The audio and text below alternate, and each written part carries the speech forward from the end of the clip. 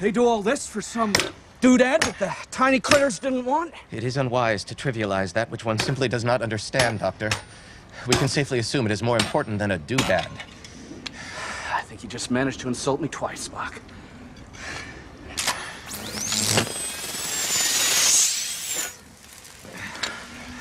Okay. All right, Spock. I just got one question. What's your favorite color? I fail to see the relevance.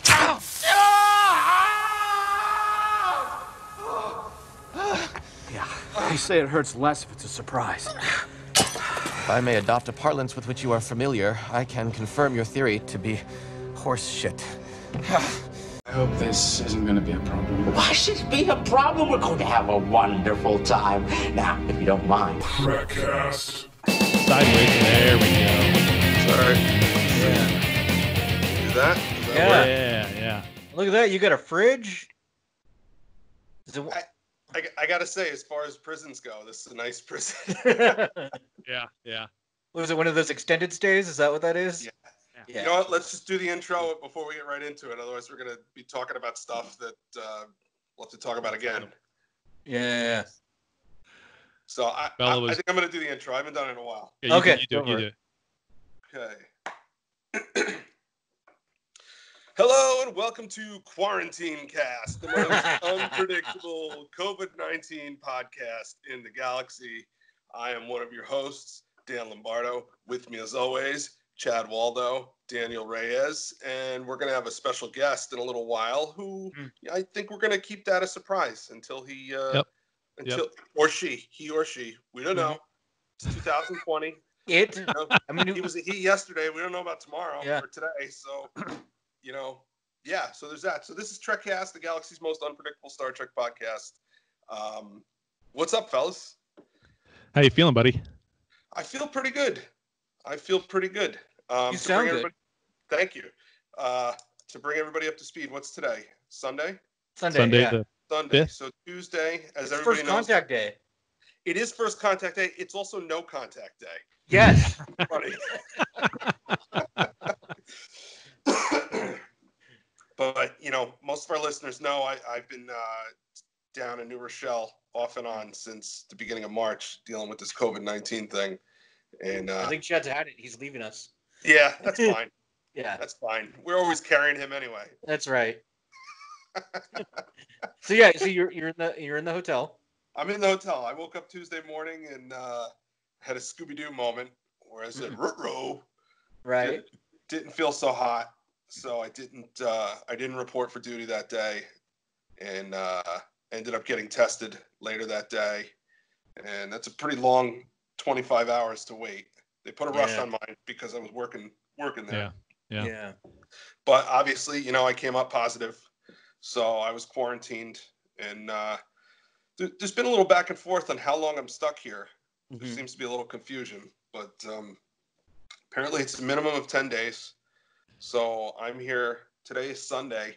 I'm here at least until Friday. Oh, wow. So, yeah. So it's a nice room. I mean, it's not a little tiny room. It's not a shithole. Yeah. It's a Residence Inn by Marriott, so it's a nice room. But at the same time, it's Sunday and I haven't been outside of it since Monday night. Yeah.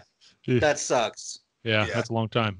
Is there no fever? I mean, I know you got to be fever for 72 hours. Did you already say that when I was off air there for a second, or? Yeah. I don't have a fever. Good. If I did have a fever, it was the first 2 days. Okay. I'll never know for sure because I didn't have a thermometer. Right. And this thing is an old wives' tale. That doesn't work. But eventually I had a bag relayed from home down here, and there was a thermometer in there. So since I got that on, I think that was Thursday that I got that. I haven't had any fevers, so that's good.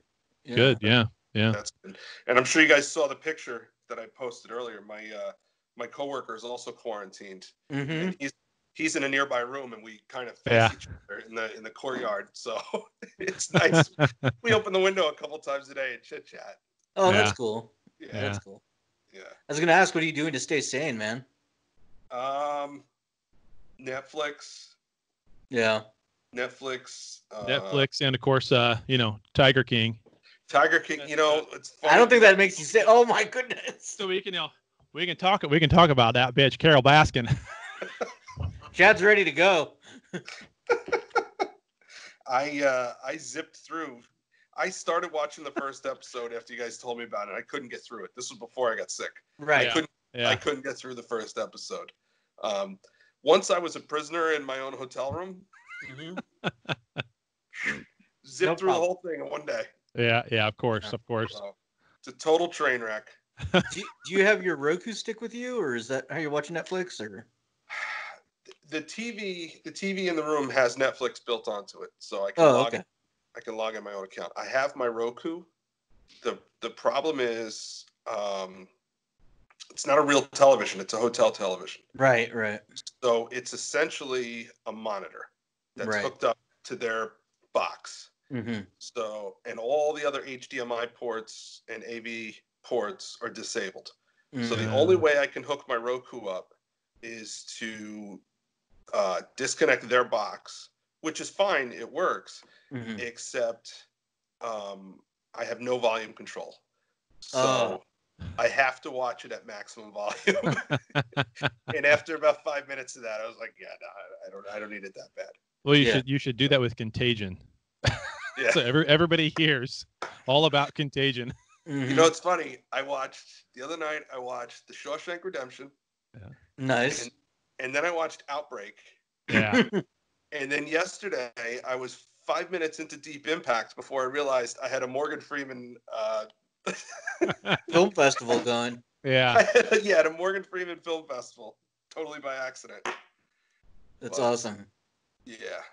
Nice. So I've been Skyping with the family or FaceTiming with the family. That makes it easier. I can't imagine doing this 20 years ago without Netflix and without Skype and FaceTime and Facebook and all of these things. I joke when I say it's a prison because it really isn't. No, it really isn't. It could be a lot worse. So I'm very fortunate that we live in the country we live in the time that we live in. Yeah. So that's true. Yeah, that's true. Very much so. I've often said that, run. I'm a stats guy, right? So you run the statistics. What are the chances that you're born in this time, and that you're born where you were born? Yep. What are the odds, 3PO? It's like 0.0001. Never tell me the odds. Never it's really tell low. me the odds. Yeah, it's really low. It's really, really low. So, just to be born in the United States versus born anywhere else in this time, that stat by itself is low. Mm-hmm. So, that's true. But, anywho, I'm checking with our guest to see if he's ready. Okay. Oh, it is a he. Well, we think it's a he. Could be. He'll let us know. How dare you? Yeah. He'll let us know. I should not assume gender. Sorry, I apologize. Or readiness, or yeah. No. Oh well. That's funny. How about you, Chad? How's the quarantine? How goes the quarantine for you? Pretty good, really. I mean, I have no complaints. I go for about a 2.5 mile walk every single day, sometimes with the family, sometimes just with my kids. Yesterday was my nephew's 13th birthday, so that kind of sucked for them. Yeah. That, there was no party. So what we did, my daughter Olivia had a great idea. Mm-hmm. She's like, well, let's call everybody and let's get everybody to come over to our house, not get out of their cars, but we'll make a car train. And we'll drive past their house and honk, and then we'll kind of somehow get everybody within enough of a range to sing happy birthday to them at distance and all that kind of stuff. And so we did that. We had 10 cars in a nice little train. Oh, that's cool. They live 5 minutes from my house, so it was perfect to have everybody lined up here. It was great. Of course, a couple of the boys' they're boys. So a couple of the boys' girlfriends couldn't help but get out of the car and go run over to the driveway and drop off their gifts they had for them. So they're planning to do that around here. I guess there's a little boy who beat cancer. Ah, nice. And he it's his birthday today, and so it's all over Facebook over here. That's cool. So around noon, they're trying to get a big line. So that's cool. Yeah, that is cool. He's ready. All right, let's bring him in. All right, bring him in. All right. Jed, are you gonna bring him in, or should I? Or Oh yeah, I guess I can. Sorry. yeah, I I'll mean, cut this part out. This whole like us figuring it out. But Trekcast. yeah.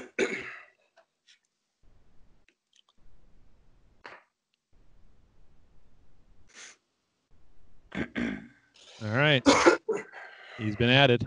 Nice. He's being called. Sweet. Yo. Hey. Yo. Oh my God, that's the first words I've said today, so my voice didn't even work. Yo. I just woke up. Man, you know the best thing about this coronavirus is I haven't had to set up my alarm in like 3 weeks. Until today. Until today. Yeah. Hey, is your camera on? Oh, Yeah. we're not seeing it. Oh, I didn't hit the thing. There he is. There he is. There we go. All right. Hey. Look at that. I'm like, it's so early. I know. Right, skip tutorial next time you're done this. Oh, okay. Oh, wow. It's been a while since you opened Skype, huh? It's funny. I've been using Zoom, but actually, I just downloaded. I have a new PC, and so I'm not in the studio. I'm like, this is my gaming PC, which I haven't left this chair in like 3 weeks. It's funny because I am such a Mac guy, and it's like, you know what? I'm going to build a PC. I got nothing to do, right? And it was relatively easy, and it works like gangbusters, and the thing cost me like $700. Oh, nice. Yeah, unreal. Yeah. And I'm I'm running a Mac guy like, as well, but man, when it comes to building a PC and getting some spec'd out for gaming, there's no better way to do it Oh, than for on sure. a PC versus Mac. Even though I love the Mac. and I'm running like like Doom at full speed. I've got Yeah. whatever I want. It's like I've on my Mac. It's like, well, no, it wouldn't do that. It can't even play it. No, it's stall. The frame rate would be like 20 frames a second. Exactly. It's like a slideshow. Yeah, exactly. It's a PowerPoint at that point. Nice. So hey, it's great having you on, man. Yeah. Oh, It's awesome having you back, man. Yeah, I had to clear my schedule. So I hope you appreciate it. Right. It's so busy these days. Daniel wrote, he's like, are you free this week? Or because I said, I was kind of like hitting like, hey, I want to do this. And I'm like, let me check my schedule. Yeah, seems I'm free. Yeah. I got nothing. It's gotta be a ghost town out there in Vegas, right? It's insane. It's Yeah. it finally got a little eerie. Like we'll drive around, we'll just drive down the strip, and it's like, okay, this is, but I have to say there's good news. Not good news, but when I thought the apocalypse or the pandemic or whatever was going to happen, I knew the streets were going to be empty like this. But I thought it would be because everybody's dead. Turns out, no, they're all just home quarantined, which is actually kind of cool, right? Like, I thought like, oh God, the streets will be empty because everybody's, gone. I think, no, that's not how it would work. It would work that everybody's just home trying not to catch it. So that kind of makes me feel better. Right on. Yeah, there's a guy that I follow on Instagram, and he's also on TikTok as well. And he goes around to different cities out there on the West Coast. And one of them, he drove over to Vegas for the day and then stayed that night and was recording these creepy ass videos of all the lights on with nobody around. And, he's playing creepy music in the background. And then he did the same thing through LA downtown. And it's just crazy to watch that. And somebody else sent him one that did through downtown New York, like Times Square at like 10 o'clock at night when it's dark, the lights are on, but there's not a soul in sight. It's just it's creepy. I got a buddy who works for the MTA, and he keeps sending me videos of Grand Central Terminal, and he tells me this is 4 o'clock in the afternoon. There should be 500 people in this room. And there's tumbleweeds blowing by. Yeah. I mean, the term Grand Central Station means crowded, right? I mean, that's actually what that term means. Yeah. It's like Grand Central Station in here. That's funny. So are you working from home, David, or are you just... Yeah, I got furloughed because I work for a major casino company and in marketing. And we got furloughed right off the bat. Like it was the day before St. Patrick's Day, so the 16th. So but they paid us. So and now I'm on vacation.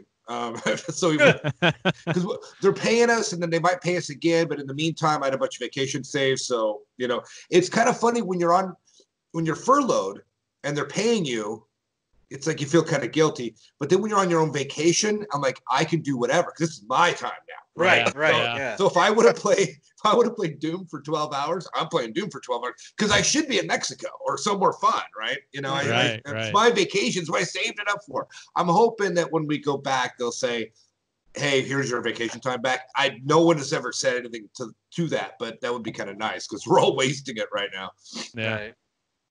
Right. I've got 3 weeks worth of vacation at the new job, but I'm not allowed to actually take it. And we don't know when the furloughs are going to actually happen. We won't get paid for those weeks that we're furloughed, but the way they're doing it is it'll be like 1 week of furlough, 2 weeks back on, 1 week of furlough. And Chad literally got a new job as this happened. Yeah. March 9th. Yeah. Yeah, March 9th. That was really smart. It's funny because I kind of applied for one and was in the interview process at a different one at a sister casino. And good thing I didn't have it. Good thing I didn't take it. This is about 2 months ago. If I would have taken it, no vacation, I wouldn't have had all the things, and the options. Like, here's your new job, and now we're all closed. Oh, right. No, I got nothing with you guys. So so kind of convenient, but I don't know. So, what's going to suck is we come back, and it's still going to be. I don't know how tourism is going to be once everything's open. Yeah. So I don't know. It's going to be a slow start. It's going to be a slow. I kind of hope that if it didn't last as long as it has already, and we're still another 30 into this month is when the stay-at-home in the whole state of Missouri and Jackson County, where I'm at here in Kansas City, is over with. So, we got the whole month of April still to go through, and by the time you get that far into it, it's going to be a real slow start for things coming back up. It just really is. I was reading a study out of Stanford just came out about this thing. And they're saying if we really want to kill it, if we really want to make sure there's no second waves or anything like that, this quarantine's going to last 5 months. No way. From now. No way. Yeah. You would just completely devastate the economy forever. Yeah. There'd be no coming back from it. You wouldn't be able to get enough people to cooperate. No. Yeah. I'm already at my wit's end with it. I went to the grocery store yesterday. Okay. I live in a fairly, what I would call a conservative. That's why I know. I know. I live in what I would call a fairly conservative city, Lee Summit. It's a suburb of Kansas City. It's fairly conservative. Okay, it's suburb, right? So I go into Hy-Vee, and I'm going to go through self-checkout, and I've only picked up like maybe 20, 25 items. But it's self-checkout. I can get as many items as I want, whatever. Mm-hmm. I get one thing of toilet paper and one thing of paper towels. Oh, no. I had someone come over and stop me and say, no, you have to choose which one of the two. And I said, well, I can't wipe my ass with a paper towel. Right.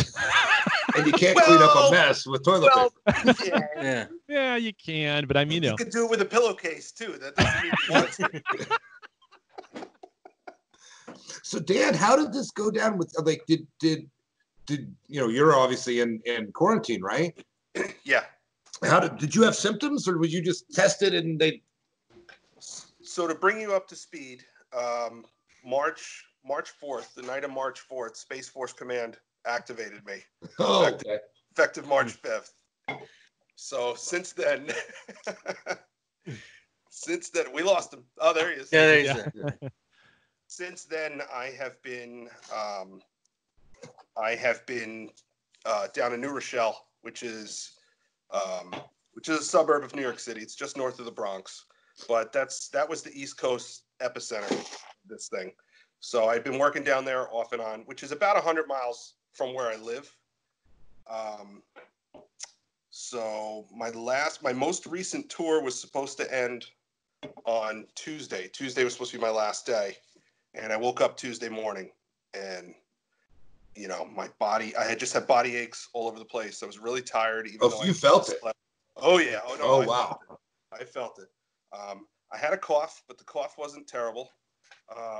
But the body aches and the headache and the tiredness, and then even though the cough wasn't bad, when you have a real bad headache and you cough and then your head is just doing this. Oh, yeah.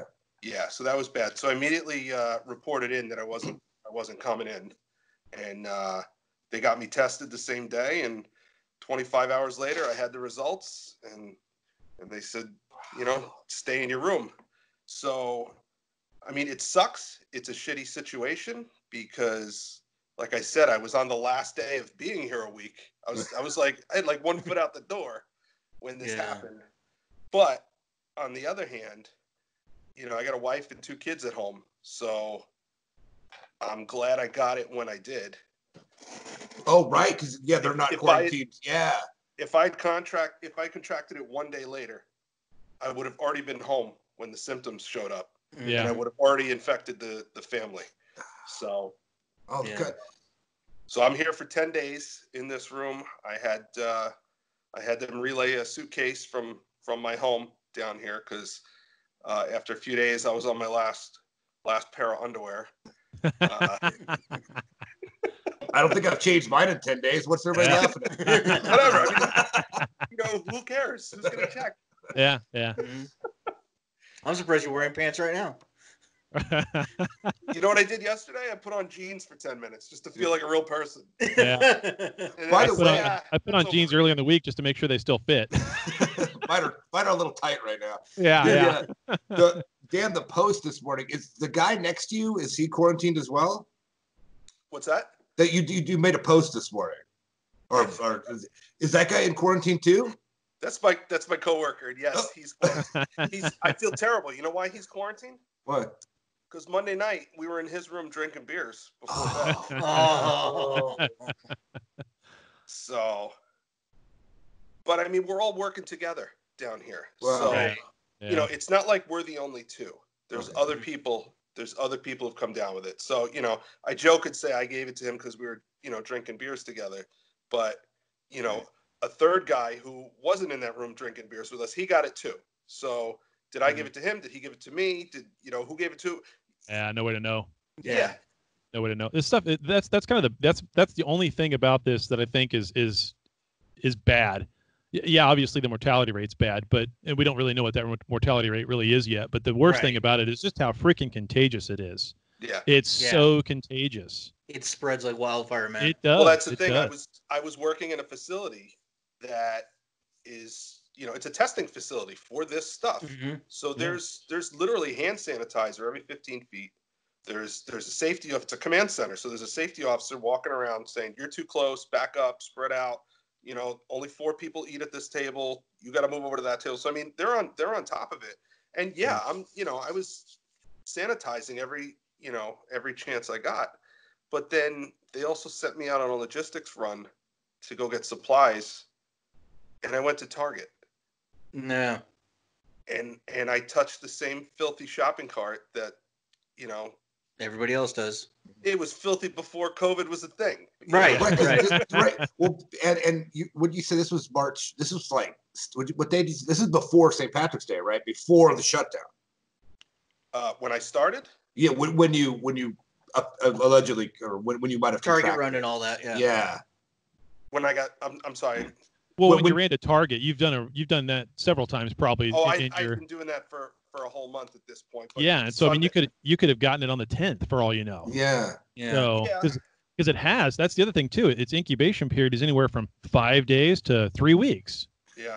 Yeah. Well, the reason I'm saying is for just so because nowadays people are wiping everything down. This is before they were doing that. I mean, now I go to the store, they're wiping everything down. Everybody's really diligent. But before, this is a couple weeks ago, it was just regular life at that time. They're not doing that in Idaho, I'll tell you that. Really? They do not give a shit. Oh man, the trip to the store the other morning, they've got people that look like they're in hazmat suits who are literally hosing down the shopping carts, and then another group of people wiping them down and drying them and using Clorox wipes on them. And you can't buy Clorox wipes because they're using them. No. But and then when you go into the store, there's arrows with tape down everywhere you go. So everything is one way, and you have to follow a path through the store. You're in, you're out. You can't meander. You can't go wherever you want to. You just have to go through the maze that they've laid out for you and get what you need and get the hell out. So it's a little too restrictive feeling, and I'm getting kind of tired of that. But anyway. Well, you also have people that they don't know what they're doing. They don't know how to use these measures properly. Mm-hmm. Okay, I see all these pictures of people that wear the gloves so they don't have to touch things, but then they touch their face with their gloves. So it's like, what are you doing then? Yeah. I saw this picture this morning, and it was a guy wearing gloves, and he's eating Cheetos. And it's like all you're doing is preventing the orange fingers. That's all you're doing. That's it. Yeah. I did like the post early in the week, though, of a guy who was at a grocery store somewhere, and he had his whole entire Darth Vader outfit on, mask and all, and he said in his post was, "My wife said this would never be useful." So I posted a screenshot of us talking and put it in the Facebook group, and already somebody's quote said, "We need to call this Trekcast Generations." Oh yeah. I'm gonna avoid any bridges though. Yeah, no kidding. Or Malcolm McDowell. Yeah. Oh boy, That's funny. that is pretty good. So David, let's steer this back towards Star Trek. Well, really quick, I did want to bring up a Star Trek thing. Okay. About this COVID. I was watching, I don't know, 10 Man or so, I'm just watching Next Gen, right? And it occurred to me that what if the dream came true, right? When I mean the dream, I mean, Q shows up and goes, "What do you want to, I'll grant you whatever you want, a genie, whatever." Mm-hmm. Say, "I want to be on the Enterprise," of course, right? Or I want to be on Deep Space Nine, whatever. I want to, okay, poof, you're on the Enterprise. I'm a VIP on the Enterprise. Well, what's going to end up happening? You're going to end up being in your quarters for 6 weeks, right? Because I mean, you can't go to engineering. You wouldn't even know what to do if you went to engineering, right? I don't know what any of this stuff does. You can't go to the bridge. You're not even allowed on the bridge. And I was watching a lot of episodes where people come on board and they're stuck in their quarters, right? And you never really think about those people. Well, that's us people now.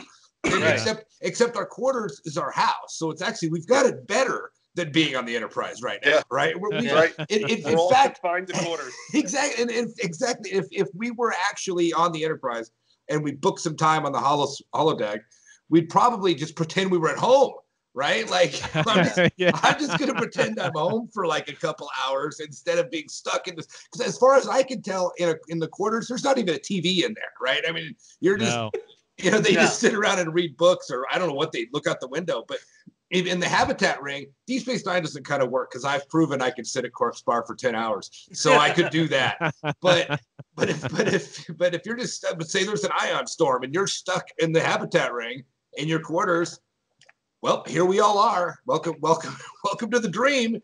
So it's. I was thinking of because like I said, if some VIP will get on the Enterprise and the ship will shake. All right, everybody's can find the quarters. Well, there you go. Welcome to your quarters. Yeah. Oh, it's funny you mentioned that because that's kind of what Picard does in season 1. Is when he's on the ship, he constantly goes to the holodeck, and what is it? It's Chateau Picard. Right. He goes home while he's there. And that's where we are. We're stuck in quarantine. So and in fact, you can't spend all day in the holodeck. Everybody goes, "Well, I'd spend all day in the holodeck." Well, you can't. There's 1,000 other people that need to use that or want to use it. So you can only book so much time. And then, of course, you have to clean it after you're done because depending on what you might do in there. The holo suites in DS9, well, they have a crew to clean it. So you can kind of leave your mess, but not on the Enterprise. So I don't understand. What are you cleaning up when you leave the I don't, chocolate cakes, donut dust, Cheeto fingers, Cheeto fingers, yeah. You're cleaning up the Cheeto fingers, yeah. Well, it's like I joked around with my wife the other day that my new email address, because I come up with funny email addresses, but my new email address is going to be I take long showers. My wife is suspicious @hotmail.com. See, I think that goes with Chad is wrong. It does go with Chad is wrong, yes. I end up taking 3 showers a day just to stop eating. It's like, you know what? I'm just gonna you turn the hose on yourself. Basically. Basically, it's basically spray the hose on the neighbor's dog just to keep me out of the refrigerator. Geez, I got to take a break from eating. I'll shower, I guess. Yeah. So, David, important question. Tiger King, yes or no? Oh, for sure. Oh, yeah. Did Carol kill her husband? That's not even a question. I'm ready for that bitch, Carol. Ask it.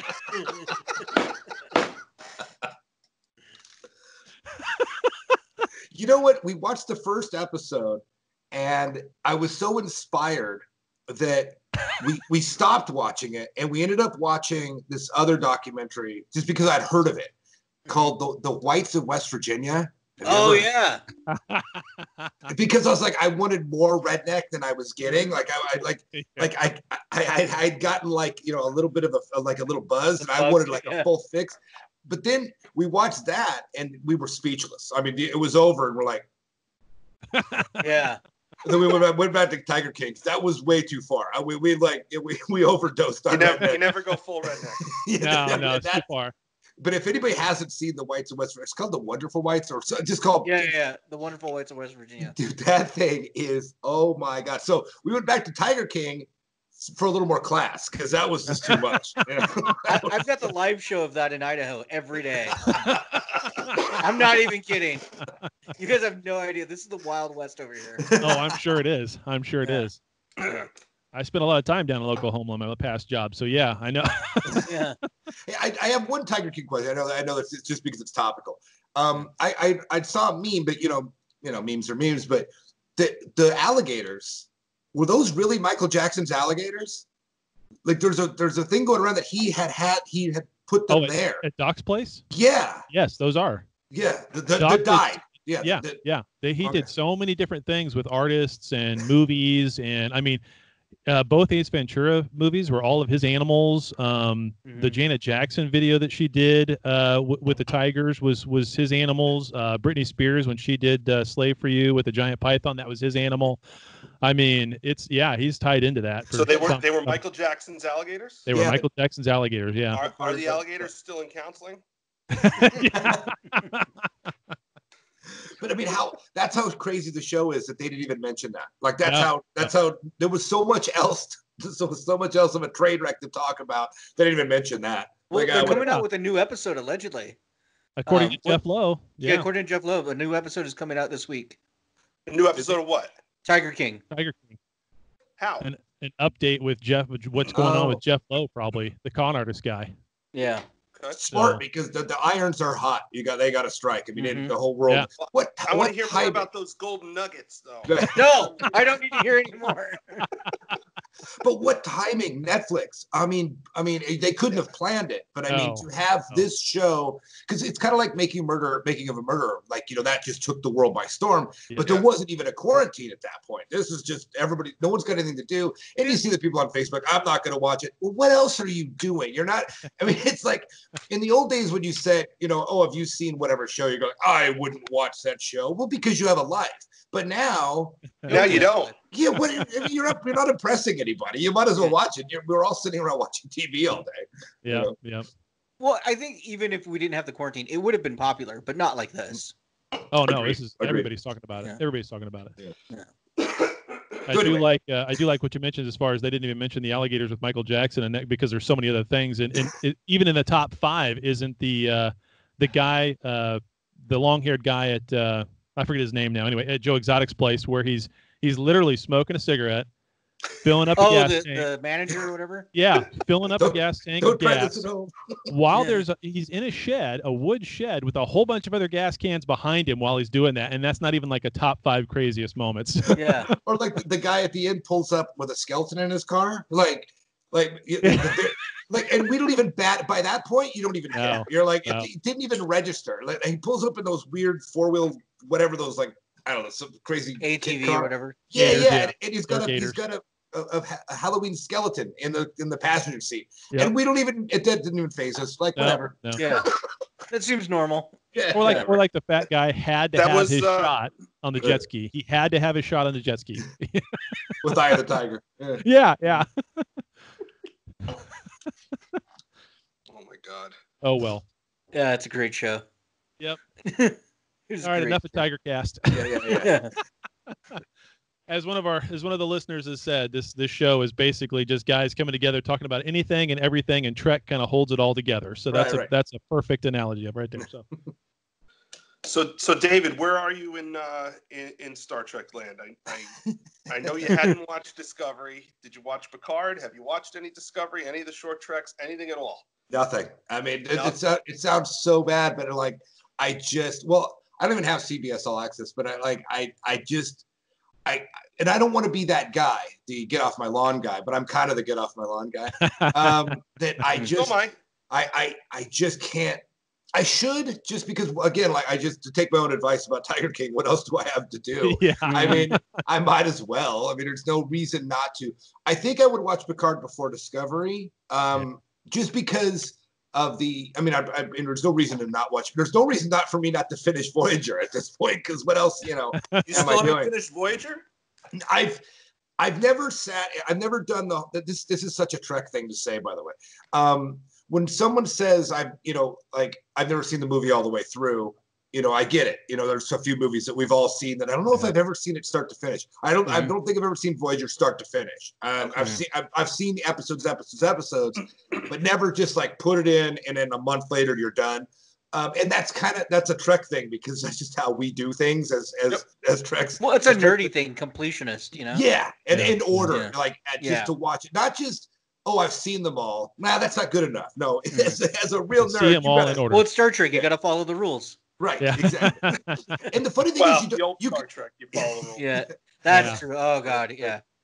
And Voyager, you probably should watch in order, because it does kind of have there's an overlying story. Like, there's a progression. You could watch the original series backwards. It wouldn't really matter, right? Because it doesn't really, even Next Gen, almost, you can almost watch it backward or random order, do them alphabetically, whatever you want to do.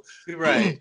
Where Voyager is probably best, same with DS9, to just start, and Enterprise to start and finish. Yep. But nowadays, with this new, you have to watch them in order thing, which is, which I'm kind of not, I'm not a fan at all. I hate that. And it works with, if it's great, BSG, it's great. Okay. That's, or Game of Thrones until they just cheese the ending. But, but you have to watch, and you want to watch it in order, because it's a great story. It's chapters in a book. Right. But where I think what's going to really be a problem in the future, I've probably mentioned this before, but like, no one's going to rewatch these shows. Like, I love Breaking Bad, but I'm not ever going to rewatch it, because I'm never going to just start at the beginning and watch the whole thing. Sometimes you just want to watch your favorite episode. The reason Star Trek is even Star Trek is because back in the 70s, when it was in rerun, or in my case, back in the 90s, when Next Gen was in rerun, you'd catch a random episode and go, whoa, that was great. And then you'd catch and you could just pick it up wherever. Yep. That's never going to happen. I don't think that's ever going to happen again, because you can't just We were talking about this a couple weeks ago. Yeah, BSG. BSG was one of my favorite shows of all time. And there was an episode, I think it was called Scar or whatever. It was about that Cylon with this big scar on his face.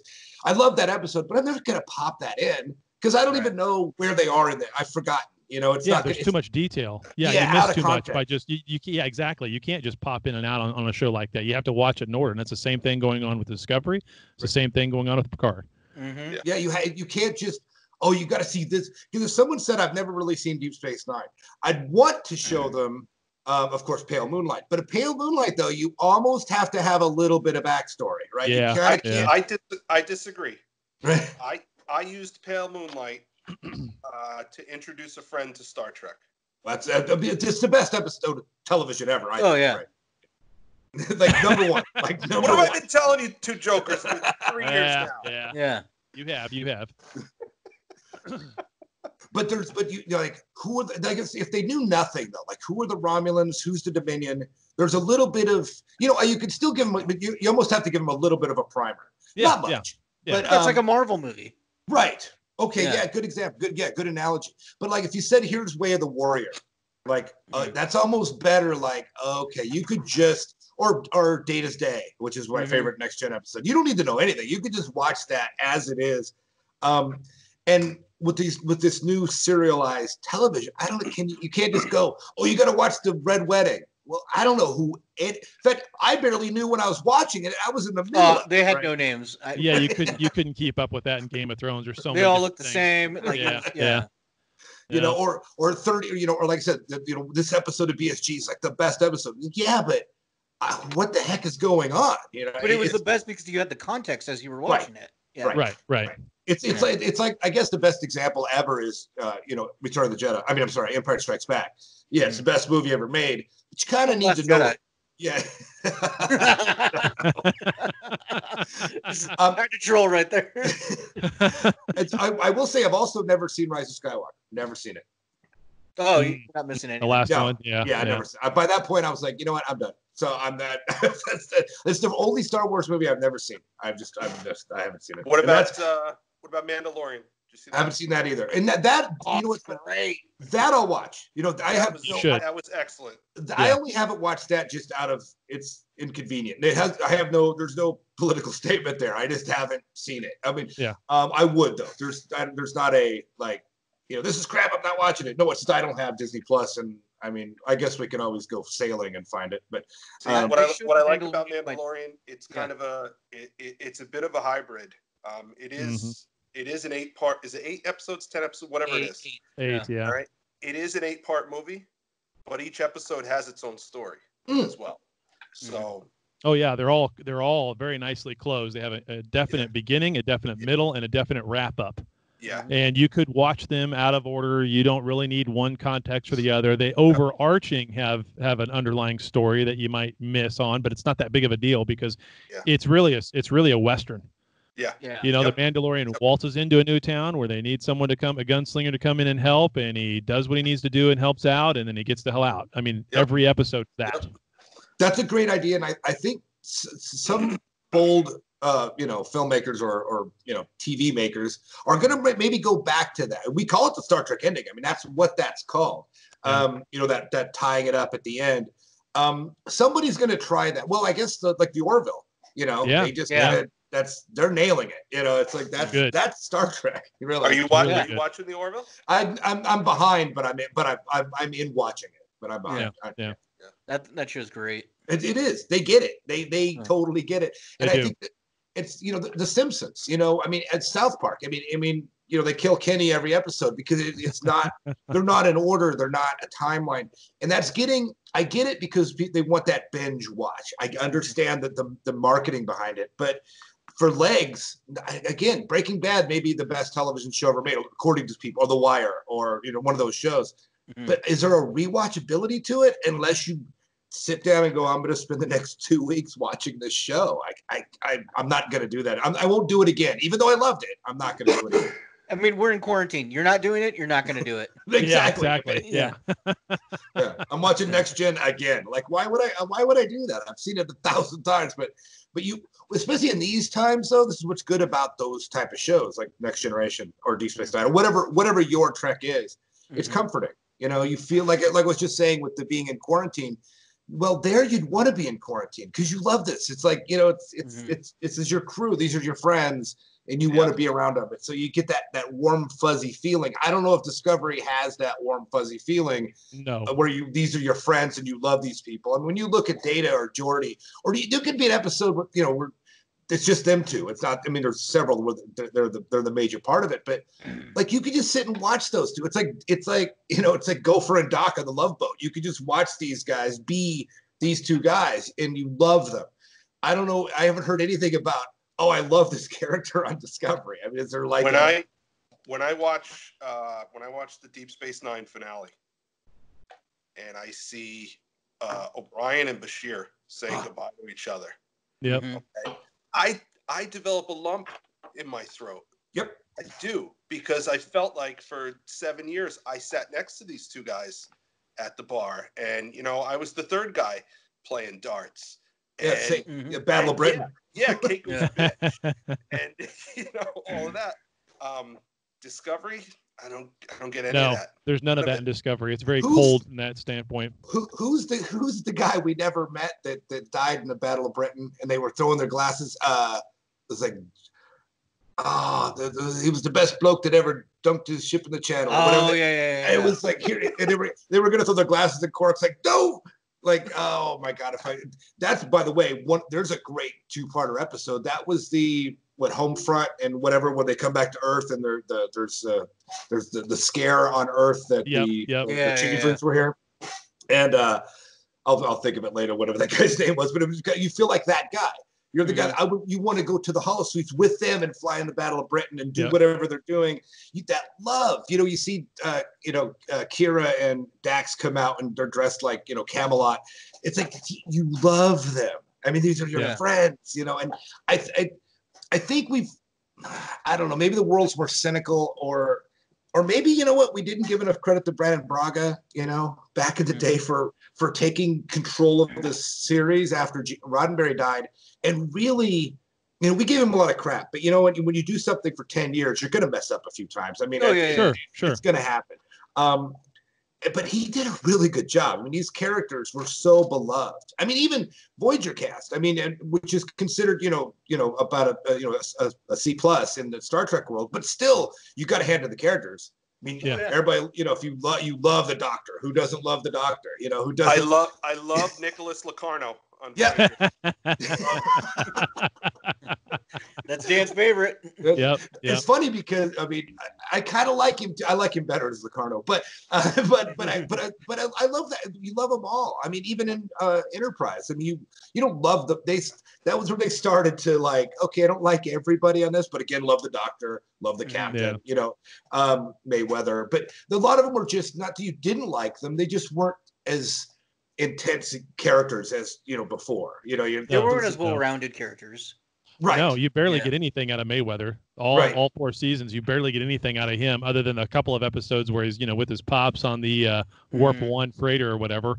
And how do you and what do you attest that to? Is that writing? Is it acting? I mean, because you think about a really kind of a nothing character, and this is, hear me out, but I say like something like Geordi LaForge. He's not an action hero. He's not strong. He's smart, I guess. But he's kind of a nerd. He's not good with women, but you love him. And is that because LeVar Burton is so badass, or is it combination? Probably a combination. Right? It's a combination. It's a combination of the acting and the writing. And as far as Mayweather goes, his acting wasn't very good. I'll just be blunt. His acting is not very good at all, and his writing was even worse. So that does not help him at all. Right. So but Archer on the other hand, obviously Scott Bakula can freaking act, and even though the writing was okay, it wasn't great, you still kind of liked his character right off the bat because he just didn't. I mean, there's times he just doesn't give a shit. He's just going to go and do it. There are no rules in terms of Archer's captaincy. So, but when it comes to Discovery, I mean, there's characters on that show I still couldn't even tell you what the freaking hell their name is. Exactly. Yeah. Really? I don't care. There's never been any. There's literally a scene where they go around and introduce themselves. Yeah, because it's like, and what the hell? Still don't remember their names. And you don't. You know what the best part about that is? That was season 2. Yes. They were doing that for us. Yeah. It was bad. They say who they are, what they do, and couldn't tell you, gun to my head. Yeah. Now, with that said, in Picard, I will take a few exceptions to what was said there. Yes, there are plenty of characters in Picard that I don't care about, and of course, Raffi is one of them.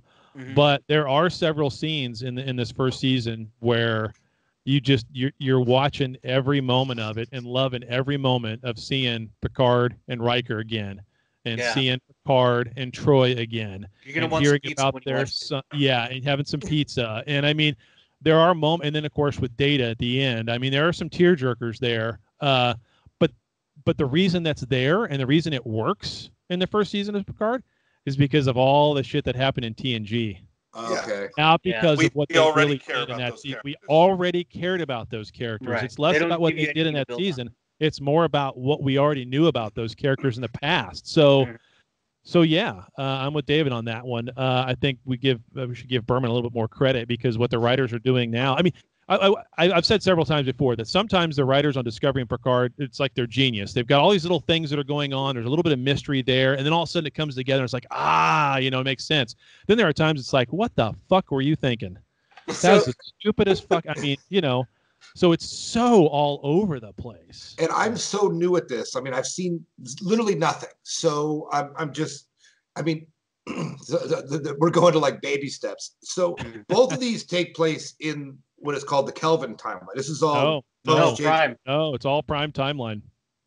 Well, but isn't Romulus destroyed and all that? Like, didn't? Yep. Yeah. Discovery happens. Takes place prior to the original series. Okay. Yep. Picard is a sequel, obviously, to what's the last time we saw the 24th century? Was that that was Nemesis, right? Nemesis. About 20 years after Nemesis, yeah. And then the snippets of the Prime timeline in the 2009 movie. But they do say that Romulus was destroyed and all that. So this is the JJ verse, right? I mean, it's because if Romulus is destroyed. if Romulus was destroyed, it's still Prime because in Kelvin they went to another universe. That was Romulus in the was still Kelvin there. time. Yeah. In the Kelvin timeline, it's Vulcan. Yes, thank you. Yeah. In the Kelvin timeline, it's Vulcan that's destroyed. In the Prime timeline, it's Romulus that's destroyed. Yep. Yeah. So and so basically, Picard takes place 20 years or so after Nemesis. And Discovery takes place 10 years before Kirk gets on the Enterprise. Mm-hmm. So, but after Enterprise, before original series. Correct. Yes. Correct. Oh, okay. Correct. Yeah. Well, after Enterprise. Yeah. Before the original series. And this kind of goes with one of the news stories I had. If you're going to watch it, David, right now they're offering a free month of CBS All Access if you use the coupon code GIFT. Oh. So, yeah, there you go. Oh. Yeah.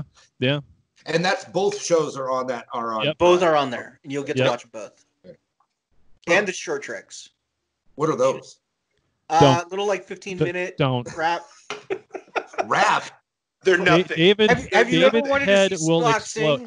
David's head will explode if he watches the one where not only is Spock singing and smiling. Yeah, look at that. His head freaking explodes. However, there is one with Rainn Wilson as Harry Mudd. Oh, yeah. And the Tribbles. Yeah. So I would watch that one. Those two are funny. If Those you've are good. wanted to see low-level screw-ups in Starfleet, the Tribbles short trek is amazing. Okay. Yeah. The guy who voices Archer. H. John Benjamin. Yeah, that's him on the short trek. It's pretty good. It's pretty hysterical for just a good laugh. Really it's good. Yeah. Wow. So what are they? They're just little like 10-minute things or 10-15-minute shorts that kind of just tell a backstory to either Discovery or Picard or just no rhyme or reason. They just tell a short little story. Okay. Going back to BSG, remember they had the webisodes. Yeah, I was just going to say. Yep, exactly. Which I never saw. Webisodes they did for The Walking Dead. Yeah. Okay. Yeah. I didn't watch the webisodes when they happened because I didn't know they existed. It was one of those like, how would you know?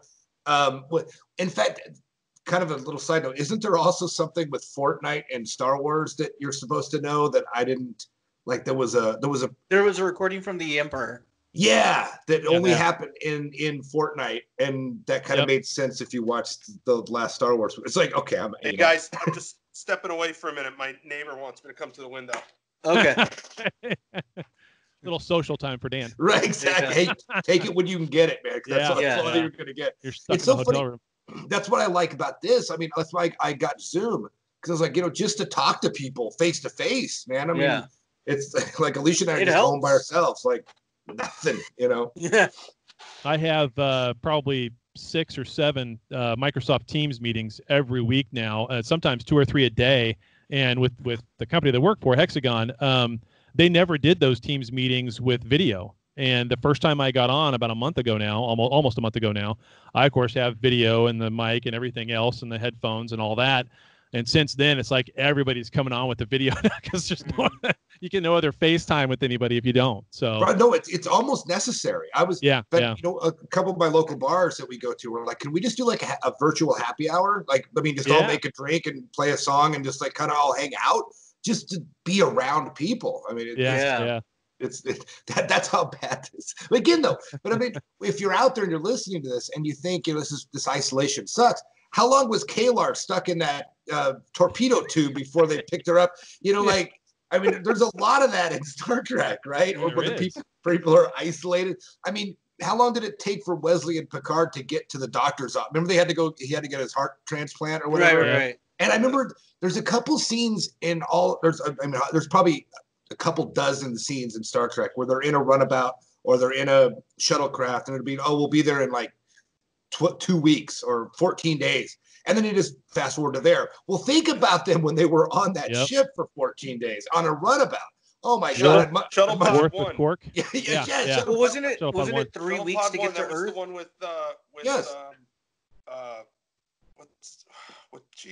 with Trip and Oh, yeah. Oh, that was a good episode. Actually, it was the armory guy. There, almost dying. Yeah, Malcolm. Malcolm. Yeah. I can't stand Malcolm. or like, I mean, but you see this all the time where it's like, okay, it's going to be 6 weeks to get wherever, and they're on a shuttlecraft, or or the weird episode where everything stopped. Remember it was Guinan and Troy, and they were on the first time I think we ever saw a runabout was that episode where they get back the Enterprise and they're frozen in a battle with the Romulans. Yep. But but they were coming back from some conference that was like probably 2 weeks ago, and they're just sitting on this shuttlecraft for 2 weeks. Like, well, being in your house isn't that bad, really, if you want to think about it. My favorite one of all of those is the one where they're going to Ryza on DS9, and Worf is flying the shuttle, and Quark's there, and he keeps coming up going, "Are we there yet?" Okay, and Worf's like, "I'm turning this thing around." That's a good topic. I wish we'd done some research on all the isolationist, all the isolation, not isolation, that's something else, but all the isolated episodes, like where people are stuck, like we all are, right? Like where they're on this thing, and the whole episode takes place on that, or they just allude to it. By the way, just a quick side note: that's the only Deep Space Nine episode I've never seen, and I've seen. I've seen the first part of it. In fact, I even stole some audio from it. The little Quarks commercial, "Come to Quarks" and stuff. That's in that episode. Yeah. When they got to Ryza and whatever Williams shows up, ex playmate. Remember Williams? Vanessa Williams, yeah. It got so bad, I just shut it off, and I've never went back. It's the only one, and I'm saving it for now because I'm in quarantine. When else are you going to? Yeah, to go. Yeah. Because it's kind of cool to I've never seen this one and there's still something fresh. But apparently I'm not missing much because it's not a really good episode. But He Without Sin, right? Or that's what it's called. Yeah, something like that. And it got so preachy in the middle. I'm like, you know what? I've never watched it, so I kind of have it in my back pocket. That's my Star Trek episode that I've never seen. I remember when because back in the old days you had VHS tapes or you had DVDs of the series, and then it would cut. Then finally it came on streaming, or I think it was just on TV, and I saw a Next Gen episode that I had never seen. This is way into me being a full-on nerd, right? I'm like, oh, it was magic. You're like, oh my God, it's like a lost episode. This wasn't really, it was just lost to me. I'd never seen this one. Yeah. Right. And so that's my DS9 one. It's I've never seen that one. Bashir, his girlfriend, Kayla, what's her Lita. Yeah. Yeah, they all go to, and apparently it's a heavy bikini episode. It's Dax is in a bikini the whole time. Yeah. But Terry Farrell had some kind of skin condition where she can't be in the sun. So apparently it's not that great of a bikini. But whatever. Yeah. It's a one piece. It's not a bikini. Yeah, you take what you can get. Yeah. Especially now that it's 40 years later or whatever. Hey, did you guys watch the documentary, the What We Left Behind? Oh yeah. Oh yeah. We watched it early. Oh yeah. Oh really? Yeah. Well, yeah, we had a review for it and everything on the show and all that. They gave us early access. Yep. That's right. That's right. We're kind of a big deal. Yeah. You're welcome. Yeah. Exactly. Yeah. I was surprised on, and this is, I know this is shallow. I'm sorry, but they all still look good. Kira doesn't. I mean, she's aged, but not much. Holy crap! No, she looks pretty good. She looks great. I know she does I think she lives in Arizona and does some kind of cooking show or whatever YouTube thing. But she's healthy. I mean, she looks. Terry looks great. I mean, they all look really good. Cisco hasn't gotten any more sane, which is. But. I was just surprised at how good, O'Brien, I don't think aged at all. He still just looks a little heavier, but it's still O'Brien. Yeah, that happens to all of us. But it was really good just to see, because to me, Deep Space, I'm a Niner, right? So that's my thing.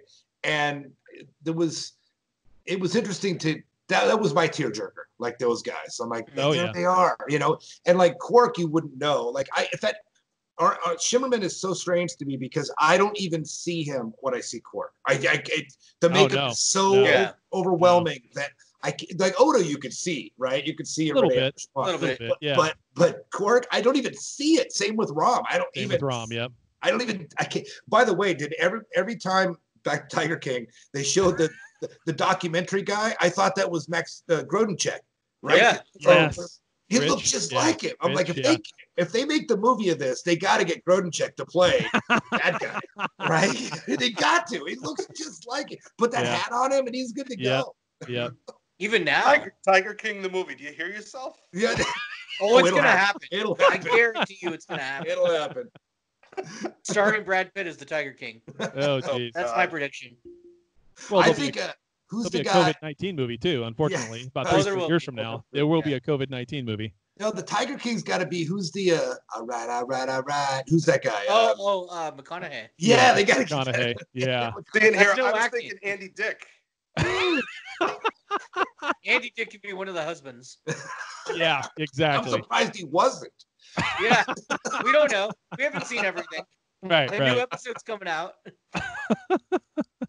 But yeah, so anyway, what I was like I said, I was just thinking about it watching, Star Trek. Like I continually still watch it. Like it's what I go to sleep to, and just thinking about all the. So if anybody's freaking out about being cooped up, you think about, the dream. You're on a shuttlecraft with Picard. It's like, okay, great, yeah, 3 weeks to whatever planet they're going to. Well, that would suck. I mean, it really would. It would, and that's where we all are. In fact, we're better off. And in fact, Dan's about the only one that's kind of in his quarters right now. Like you're in, like in fact, I don't even know if they had kitchens. They just had a replicator. I mean, we've seen kind of how they pass the time because remember, there's that one episode where Geordi's going somewhere and he's like, "Hey, computer, let's play some trivia." That's how they kill the time. Yeah. Play some Spanish guitar. It was like, or whatever. Let's learn something. Well, that's because the Oculus is not compatible with his device. So. He's like, Alexa, let's play some trivia. Really, I mean, how long could you sit and do that? I mean, could you sit in front of your computer and play trivia and listen to Spanish guitar? No, I mean, but you know what? That's something else that I haven't watched the new show, so I can't really speak on this with accuracy. But what I think that comes down to is, I'm going to give it to Brennan Braga again, is these people in the future were supposed to be better than us. And they were written better than us, right? They were more advanced. They were where I think in the new show they're not written better than us. Oh no. Where they kind of are us. And what I think about the brilliance of Star Trek is, and just put it in the context of of being isolated. Well, they're better than we are. They don't need all the they don't need all the hubs and tubes that we're watching. They don't need all this stuff because they're better. They've advanced. This is a couple hundred years in the future. So they could just sit and contemplate the galaxy and look out their window for 6 weeks on a trip. We can't, right? We're still like little lemurs. They're like, I need constant stimulation, and that carries over to everything about the show and how how Picard acted in the old days where he was above it, and I hear in the new one he's not so above it anymore. Like it's just not. Yeah, there's a little bit of that.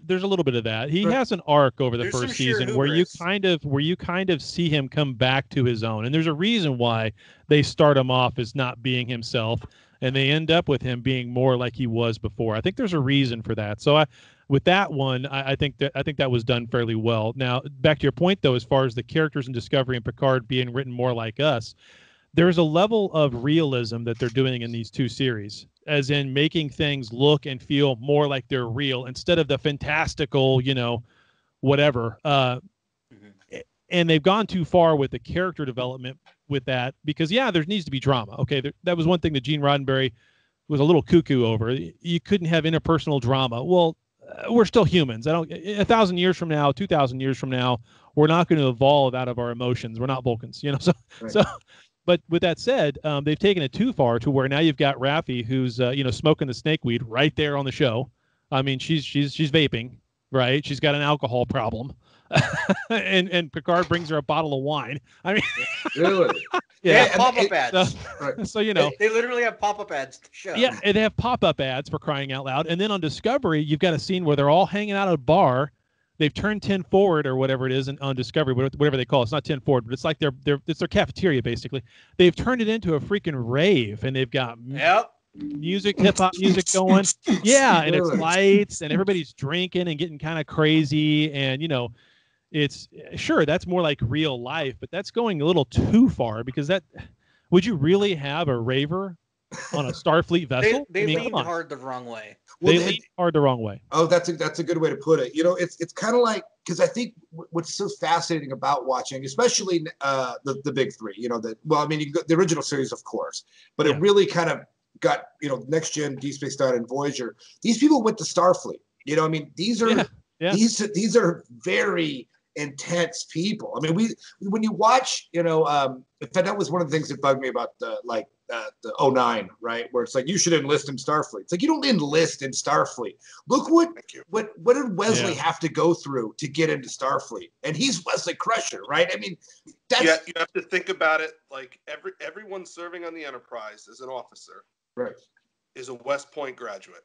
Yeah, exactly. Yes. Yeah, exactly. You just don't go walk up to West Point and say, "Hey, can I come on campus? I want to enlist." Right. I want to enlist. Right. You don't do that. Who's that guy in 09, the cupcake guy, right? They're like, he went to Starfleet? That doesn't even make any sense. I mean, like, okay, but there was a great episode. Well, there's a lot of great episodes, but where when they're on the Defiant, Worf takes command after Sisko's hurt, and O'Brien has to explain to Worf, who took command, that these guys didn't go to Starfleet. They're engineers. So remember those guys.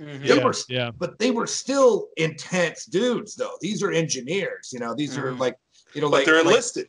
They're enlisted engineers. Right. They signed up for 4 years or 6 years or whatever. They went to a 12-week technical school, and this is your job. They went to DeVry. Right.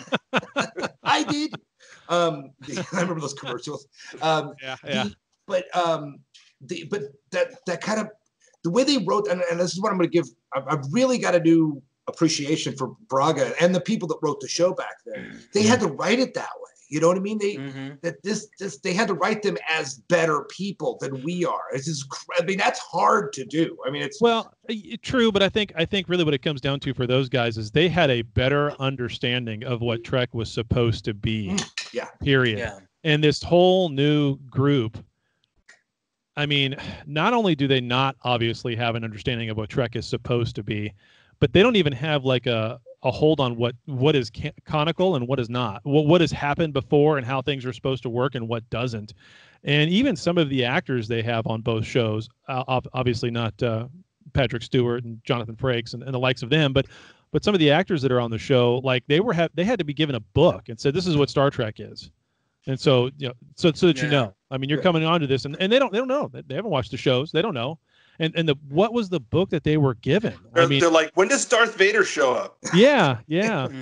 We were watching. I was watching an episode of Voyager the other night with my wife, and she said the very same thing. Where does Jean-Luc Picard come into this? It's Voyager. Right. He doesn't. Right. I don't understand. No, okay, just watch. He might be mentioned at some point in the he might. Run. Yeah. Right. But that's not. No. Yeah. Or Kirk. They'll mention. Oh, remember the great Captain Kirk. I'll put it to you like this. You know, one of the main characters in Picard calls him JL. Oh, the God. Entire time. Really? Yeah. Raffy Look at how you're towing on that. Yeah. Really? It's like, God, do I want to watch this? Well, you know, I know it's a minor thing, and I don't, you know, I mean, I'm not opposed to cussing, but like there's cussing in it, right? Yeah. And both series, yeah. And that's kind of what I'm saying. It's like, but see, you know, I'm sure there's cussing in the 21st century, but the crew doesn't. You know, they don't because now we know they didn't because they were on TV and you don't. But it kind of, but maybe not. I bet because they didn't cuss in the movies. I mean, oh shit, you know, double dumbass. Yeah. Double dumbass on you. Yeah, exactly. Well, actually, you know, wait, Chad, you're right. They didn't cuss because they didn't cuss. You're right. I was saying it because it was on TV. No, that scene in Voyage Home. No, they just don't cuss. They just don't cuss, right? Yeah, which is even worse when you see the commander-in-chief, essentially, of all of Starfleet sitting across the desk from Picard, and she just cuts him off and says the sheer fucking hubris. She just cusses right at it. And that's not the first time either. She does it again like 3 or 4 episodes later. Every time she tells him to shut the fuck up. She tells him that. Well, you know what? And even if they did curse in the 24th or the 25th century, it wouldn't sound like what we're doing right now. No. Okay. Because if you got in a time machine right now, went back to the 1600s, and called somebody a dickwad, he'd have no idea what you're talking about. Right. No idea. You know, there was a really good kind of behind the scenes thing on Deadwood, and because Deadwood was full of cussing, but they had to change the cussing to modern cussing because when they originally wrote the series, they were using, 1800s cussing. And they said everybody sounded like Yosemite Sam. It was terrible. Like you can't have Swearingen, saying, you fluting, whatever. You can't, you can't do that. So they had to throw in, the C word every two, because it just had no impact with the cussing of the time. Yeah, it was Dad, burn it, you fluting, whatever. Like that sounds terrible. But you're right. So Dan, you're totally right, because they would have to change it. They would have to use modern, and but again, the words change over time. Language changes over time. Language has a drift everywhere you go. Everything has a drift. So even from especially in the Federation, I would think from planet to planet, from culture to culture, with all the mixing and everything else, there's going to be some ways that English has been changed on one planet versus another. There's going to be slang words that are different. So whether you got a universal translator or not, everything's going to. We talked about this on a previous episode. We did. Just using our own world as an example, but North Korea and South Korea have been cut off from each other for 60 or 70 years. Yeah. And the Korean language has changed since then, to the point where North Korea and South Korea, they both speak Korean, but they're so different because the North Koreans haven't been exposed to the things that have changed language in South Korea. Right. Yep. Yep. And then you're right, and you don't even mean words. I mean, sure, they don't know like certain words that we use today that we didn't use 20 years ago. Like Google it or whatever. If you say something is sick, they're gonna But you're talking about like actual like the way you speak. I mean, it's not just like a new word that they learned, but just how speech evolves. Just look at Australia. Right. I mean, that was English. That was an English. Right. Prison, basically. Well, that's how it got started, right? They were sending all the prisoners there. It was supposed to be a penal colony, is how it got started. But I mean, just look at how their language has changed and evolved. So, or actually take New Zealand and Australia, which almost speak the same, but they don't. They don't. And they're like right next to each other, the same people essentially, but separated by a couple hundred miles of water, and it's a different dialect. But that's what kind of kills me. Like, I didn't think about the cussing thing until Chad, you brought it up. They're like, oh yeah, and in Voyage Home, Spock tells Kirk that that's people used to talk like that. Yeah. But again, that's what I mean. They evolved. They didn't speak that way. And Dan, to your point, they went to West Point. These guys aren't scrubs, man. These are serious people, right? Right. I've always marveled at how what Wesley went through to get in Starfleet. And by the way, he didn't get in. Like after he saved the guy and the whole test he went through, that's just to get in. And he didn't get in. Like the guy with the little tray under his thing got in. Benzite. Benzite. Yeah. It's like, that's how hard it is to get it. That's why these people, and I think that was probably written on the wall, when, they were writing these series. Well, like the great little insight in What We Left Behind, where they had the dry erase board and they were writing that episode. I love that. That was my favorite part of the whole thing, because you've got Ron Moore and you've got Ira Stephen Bear and not Michael Piller because he's dead. I don't know who the other guy was. Anyway, but like, is that how they wrote episodes? And it worked. I mean, but you've got this collaboration, and these guys cared. Yes, it bothers me when they make mistakes like that. What you're talking about, how hard it is to get into the Starfleet Academy. It bothers me when they make mistakes like they did in 09. We're talking about, where Pike is talking to him in the bar and says, come enlist in Starfleet. Where if they had just given it a little more thought, they could have made it work. Mm-hmm. All right. Just because of the fact that his father died in the line of duty and saved hundreds of lives. Okay. Mm-hmm. And that alone would get him into Starfleet Academy if he wanted to go. Right. And if they had just worked that into the script. Yeah. That's already a better idea. But this idea of just, what, there's a ship leaving tomorrow, just show up and join Starfleet. And 3 years from now, you're going to be captain of the Enterprise. Yeah, exactly. Yeah. All of a sudden, it turns into the beginning of Full Metal Jacket, where everybody's getting their heads shaved and then they're going on in. That's not how this works.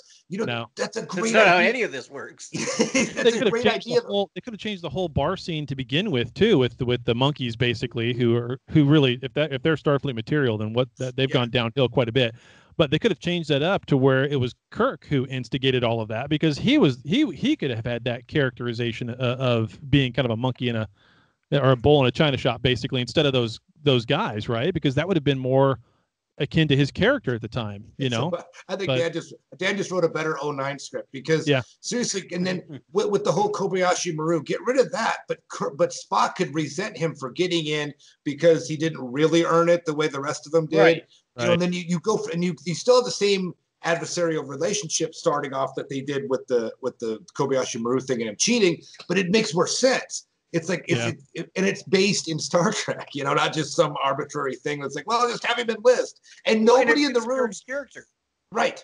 Yes, he's that it kind of totally adds to it. Then he proves himself and yada yada yada. It's already a better movie. It's already better. Just from that one, from just paying attention to, like, that's not how you get into Starfleet. And if you had Ron Moore and Ira Behr, those guys sitting in a room, when they go, okay, well, how does Pike get him to join? Those guys would go, you can't just tell him to enlist, because that doesn't work. They would know that better. way. They would know better. And that's the problem with all the new Treks, is the people that are doing the writing, the directors, the producers, the writing staff, the team, and everything else. They might be all smart people, but they don't know any better. Right. They just don't. They just don't. Which is why when they keep saying, and now we're moving Discovery 1,000 years into the future and we're unshackled from canon, it just makes you want to punch the guy. That's what they said. We're really? unshackled from canon. Oh, yeah. Unshackled from canon. Canon's no longer chaining us up. Well, you didn't seem to care too much about canon when you were coming up with this mycelial network bullshit and everything else. I mean, what the fuck? And Spock with a beard and going crazy and smiling and singing with Una in a turbo lift, for God's sakes. David's got the nervous smile because he has no idea what you're talking about. No, but you know what's funny? Though I was thinking about what's the Into Darkness or whatever, when Spock's a psycho and beating everybody up. Oh, God. It's the same thing. It's like nobody's talking. Yeah, no one, exactly. No one said, hey, you know what? He doesn't do that. Like, he's above that. Actually, they're all above this. The way they justify it is they say, oh, we're seeing a new side of them. Yeah. Yeah, I know, but that's not, no. Right. Yeah. You mean you made up a side of them that no one's ever seen before? Exactly. Right, and go make kind up of like your own Spock's show. sister. Yeah. Go make up your own show. I mean, that's, just don't crap all over this one or just change this one. But but I know it's bigger than that, because they own the rights and yada yada. And that's another thing that I don't really have my head wrapped around is CBS and Paramount. There's a lot of rights and there's a lot of things they can do and a lot of things they can't do. They had to pay extra to put a Tribble Into Darkness because they have to. CBS owns that. Paramount doesn't. There's not anymore. That's all gone. Yeah. Okay. It's all merged. It's all merged. All one house. Doesn't mean that there's not some trickery and things they have to do, because there's a difference between the television side and the movie side, but it's all under one house now. So all that stuff's gone. Okay. Because I knew that was. I knew that had hindered them in the movies, where they were like they couldn't do a lot of things they wanted to do, or but then again, they would have just shoehorned everything. It would have been basically the prequels, and they would have just had Chewbacca, running around just because, for no reason, just because, hey, why is, let's have Anakin build C-3PO. Why not? So it's like, okay. They would have went too far with it like that. Just fan service. Probably. Yes. Yeah. Yep. So no, that's all that stuff's behind us now. Everything's underneath one umbrella. In fact, CBS Viacom just bought Miramax last week or the week before. So now they've got even more movies and everything underneath their umbrella. So we've talked about this several times, that as far as like the streaming wars goes, I think CBS Viacom with CBS All Access is in better shape for that kind of stuff moving forward. They're really in a good position at this point. So what Miramax, do they own any big time franchises? Yeah, they do. I'd have to kind of go back and look them up again real quick. A lot of early Tarantino work. Yeah. They did the Jay and Silent Bob stuff. All that was Miramax. A lot of Jon Favreau's early movies like Swingers and I'm just trying to see what sort of crossover they're gonna try and. Oh, it'll be Swingers. Yeah, there's so many, baby. You don't even know it. You know what? There's already a Star Trek Swingers crossover. Well, this is the 7 Degrees of Kevin Bacon. They were in the Derby in that movie, and the one dude, black dude, was like, "Oh, I tried out for Deep Space Nine today." one of the actors. Oh. And you know what? The reason I remember that, well, he said Deep Space Nine. I'm like, Deep Space Nine. When you think, these actors that got these roles were just I mean, they're not. Yeah. We put a lot on them, especially. I'm kind of in the convention side of things. When you go to conventions, everybody's lining up to see Trip Tucker talk or whatever. You're like, this guy just scored a role. I mean, let's. I'm not saying he's a bad guy, but he's just a dude. I mean, and like he was at the swingers bar, whatever, and like I got the role, or I didn't get the role, and now he's an icon in the sci-fi world. But it's like they don't probably all deserve that. I mean, they're just dudes, right? I mean, right. if he would have got the gig on Baywatch, he would have taken that instead, or whatever. It's right. Good job. Yeah, I've always said this with Michael Dorn. Is everybody, hey, do you want to meet Michael Dorn? And not necessarily. I'd like to meet Worf, but exactly. Michael Dorn. I would.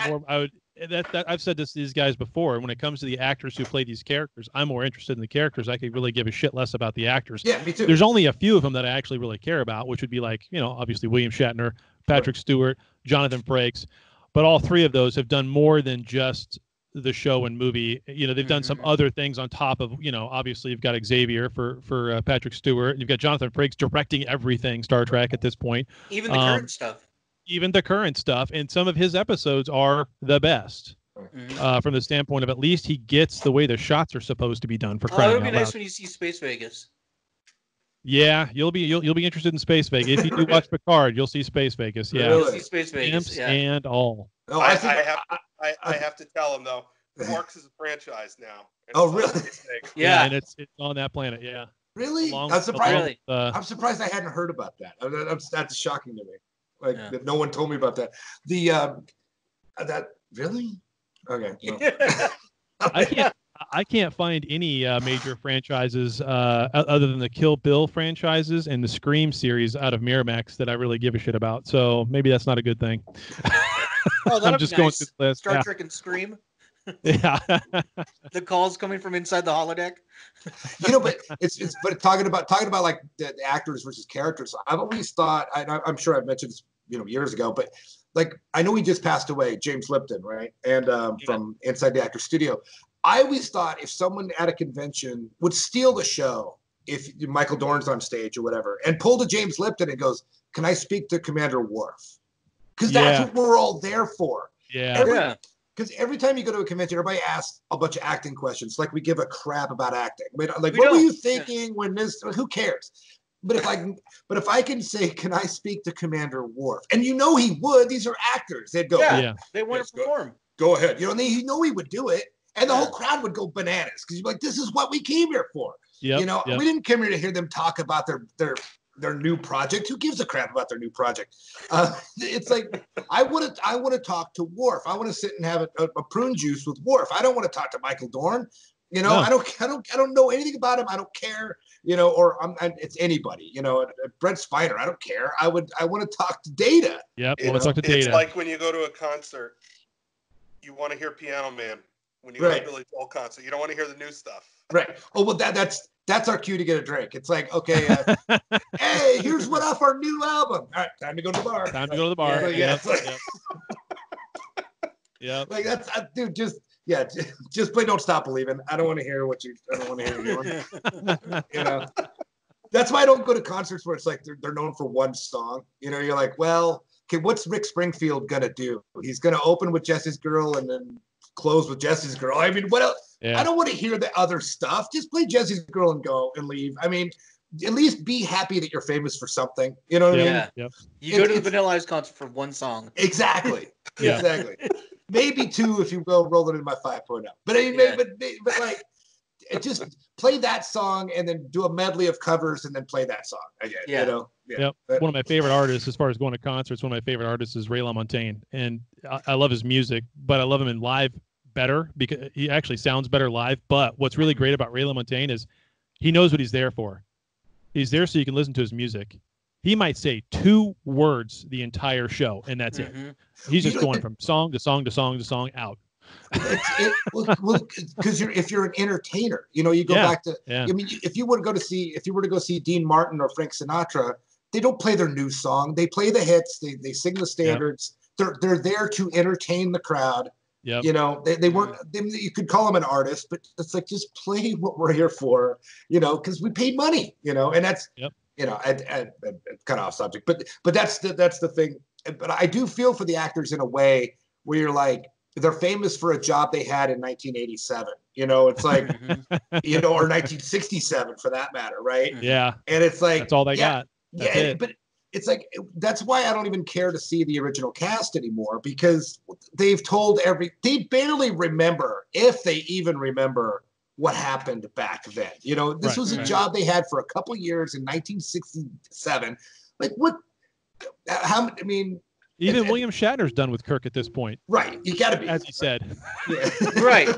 As he famously said. Captain Kirk is played out. I'm done. And then 10 minutes later, Captain's Log on Twitter. Yeah. Yeah.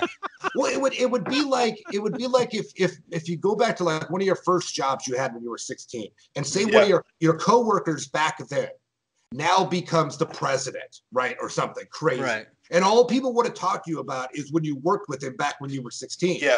You're like, when I made parfaits with him at TCDY in 1993. Right. It's like, I couldn't tell you what happened on one single day. I don't even remember.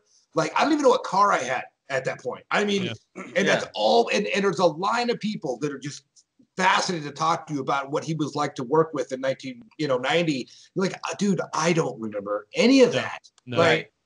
Like, that's part of why I've never really been big on going to conventions or Comic-Cons or any of that kind of stuff, because at the end of the day, as far as seeing the actors and getting to know more about the actor themselves, I don't care. It's the characters, you know. We don't even I would go to one of those shows. I would go to one of those shows just to see the people that are there and talk to the other fans. That's said, we're planning to go to Vegas. That said, we're going to STLV if STLV still happens, which I'm sure it will, because it's August, so we should be okay by then. Well, that's the beauty of it is what'll happen is we'll do this. Right. Yep.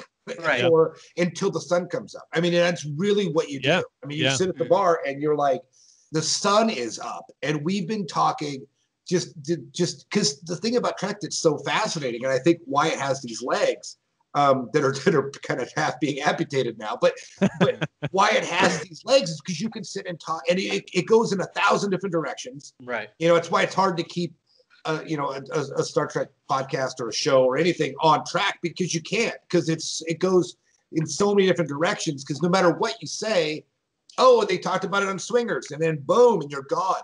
You know, and that's what's so great about conventions is you end up talking to people because there's levels of nerd, and there's the early birds you don't have to worry about. They go in, they stand in line, they get their autographs, they talk to, they sit and listen to Marina Sirtis talk for 20 minutes, and then they go to bed.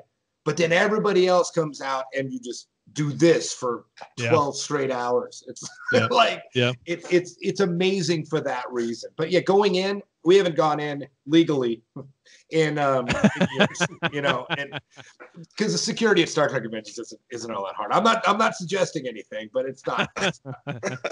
If you're wearing a Starfleet t-shirt or a uniform, they're not really going to check your ticket. But but I don't care. I mean, and plus you're talking to people who are. I'm not an actor. I'm not in the acting field. I don't care. I just like the TV show they were on, and a lot of these people never even. Now the Star Trek people eventually, I think, get around to watching the show they're on because that's their livelihood now. So they should go back and know what's going on. But if you're talking like when I remember we went to LA Comic-Con, this was during the Battlestar Galactica days, and a lot of the BSG people were there. But you could tell they didn't watch the show. I mean, this is just, and no fault of theirs. I mean, whatever. I mean, but it's like, and they're like in episode 12 when the Cylons they're like, I've never seen this. I don't, what we shoot these out of order. Right? Yeah. I don't even know order. That's right. I don't even know what's going on here. And so. I kind of learned, the hard way that, they don't even know what they're talking about. And all they know is acting. That's all they know. That's why I think it's more interesting to talk to the writers and not the actors from that standpoint. And it always broke my heart that Ira Stephen Bear and Ron Moore will be in Hall 2, which is basically a conference room with 12 people in it. And then, you've got, Marina Sirtis in the main hall with 2,000 people. It's That's way better off. Yeah. Yeah, I've always said that if I don't want to talk to Daniel Radcliffe about Harry Potter. I don't really give. I don't care. Now I would talk to Rowling about Harry Potter. Sure. But I don't give a crap what Daniel Radcliffe has or Emma Watson has to say about Harry Potter. They don't. They just read the lines. I don't want to look at Daniel Radcliffe, but I would look at Hermione. Right. Exactly. All day long nowadays. But it's like they don't know. They don't like. So what was Harry thinking when he doesn't know? Rowling knows, but she does know. Now but Dan, I saw your gesture. You're totally right, because he's dead now. But if you were to talk to Christopher Lee about Saruman, he would know. Because he had met Tolkien before. He was like, okay, yeah, he could talk Tolkien for hours. There are people. There are plus some of them never achieved the level of fame outside of the genre. Okay. Right. And eventually kind of circled back and said, I'm not an A-list actor, but I have this thing that I did 20 years ago that everyone loves me for. Let me embrace this. Time to cash in. Yeah. Max Grodenchik, I met him a couple times at conventions, and he'll sit there. He refers to himself as the Negus. He's embraced this thing. He's like, hey, this is a thing that I have, and how many people could say they have this? So, and some don't, like Avery Brooks. He's done with it. Get me away from it. I don't want to think about it again. Right. And that's okay. Yeah, but you're right. It's also batshit crazy. Yeah. Yeah. but Dan, you're right. This is their job now. Okay. I'm on the convention circuit. I should know this. I mean, right. And basically, they're all kind of narcissists, as we all kind of are, but they're super narcissists. So, but what are we asking them to do? Go back and watch yourself for 7 seasons? It's like it's not really a hard sell. And then every weekend they're meeting thousands of people who love them. To adore them. That's going to change it. All the more reason why I really don't care to meet them. I don't care. That doesn't matter to me.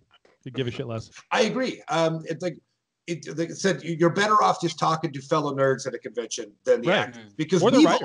Yeah, or a writer, if you can get your hands on one. That, like you said before, the whole DS9 documentary, that was my favorite part of the thing, is watching them write the epical season 8 opener. That was the funnest part of the whole documentary. Was watching them do that in writer's room. I mean, I love that. I mean, it's fascinating. I would love that to be my job. Right.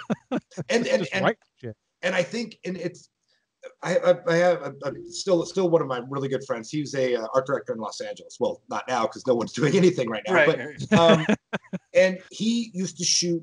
He worked for a magazine. It was like Hollywood. It was one of the big Hollywood magazines. And he would have to go on photo shoots and do the spreads, right? So he would do like one on Slash, right, for instance, or he would do one on Nicole Kidman or whatever. And they would just they'd go somewhere and they'd shoot some pictures and they'd do an article.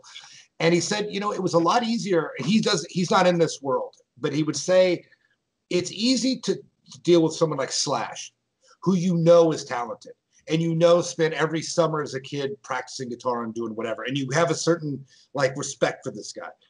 Where it's like Nicole Kidman, is she good? Is she talented? You can't even tell. Like, I don't even know. It's like it's like this level of. You're just like, is it hard to act? I think for people who can act, it's not hard. For me, it might be really hard.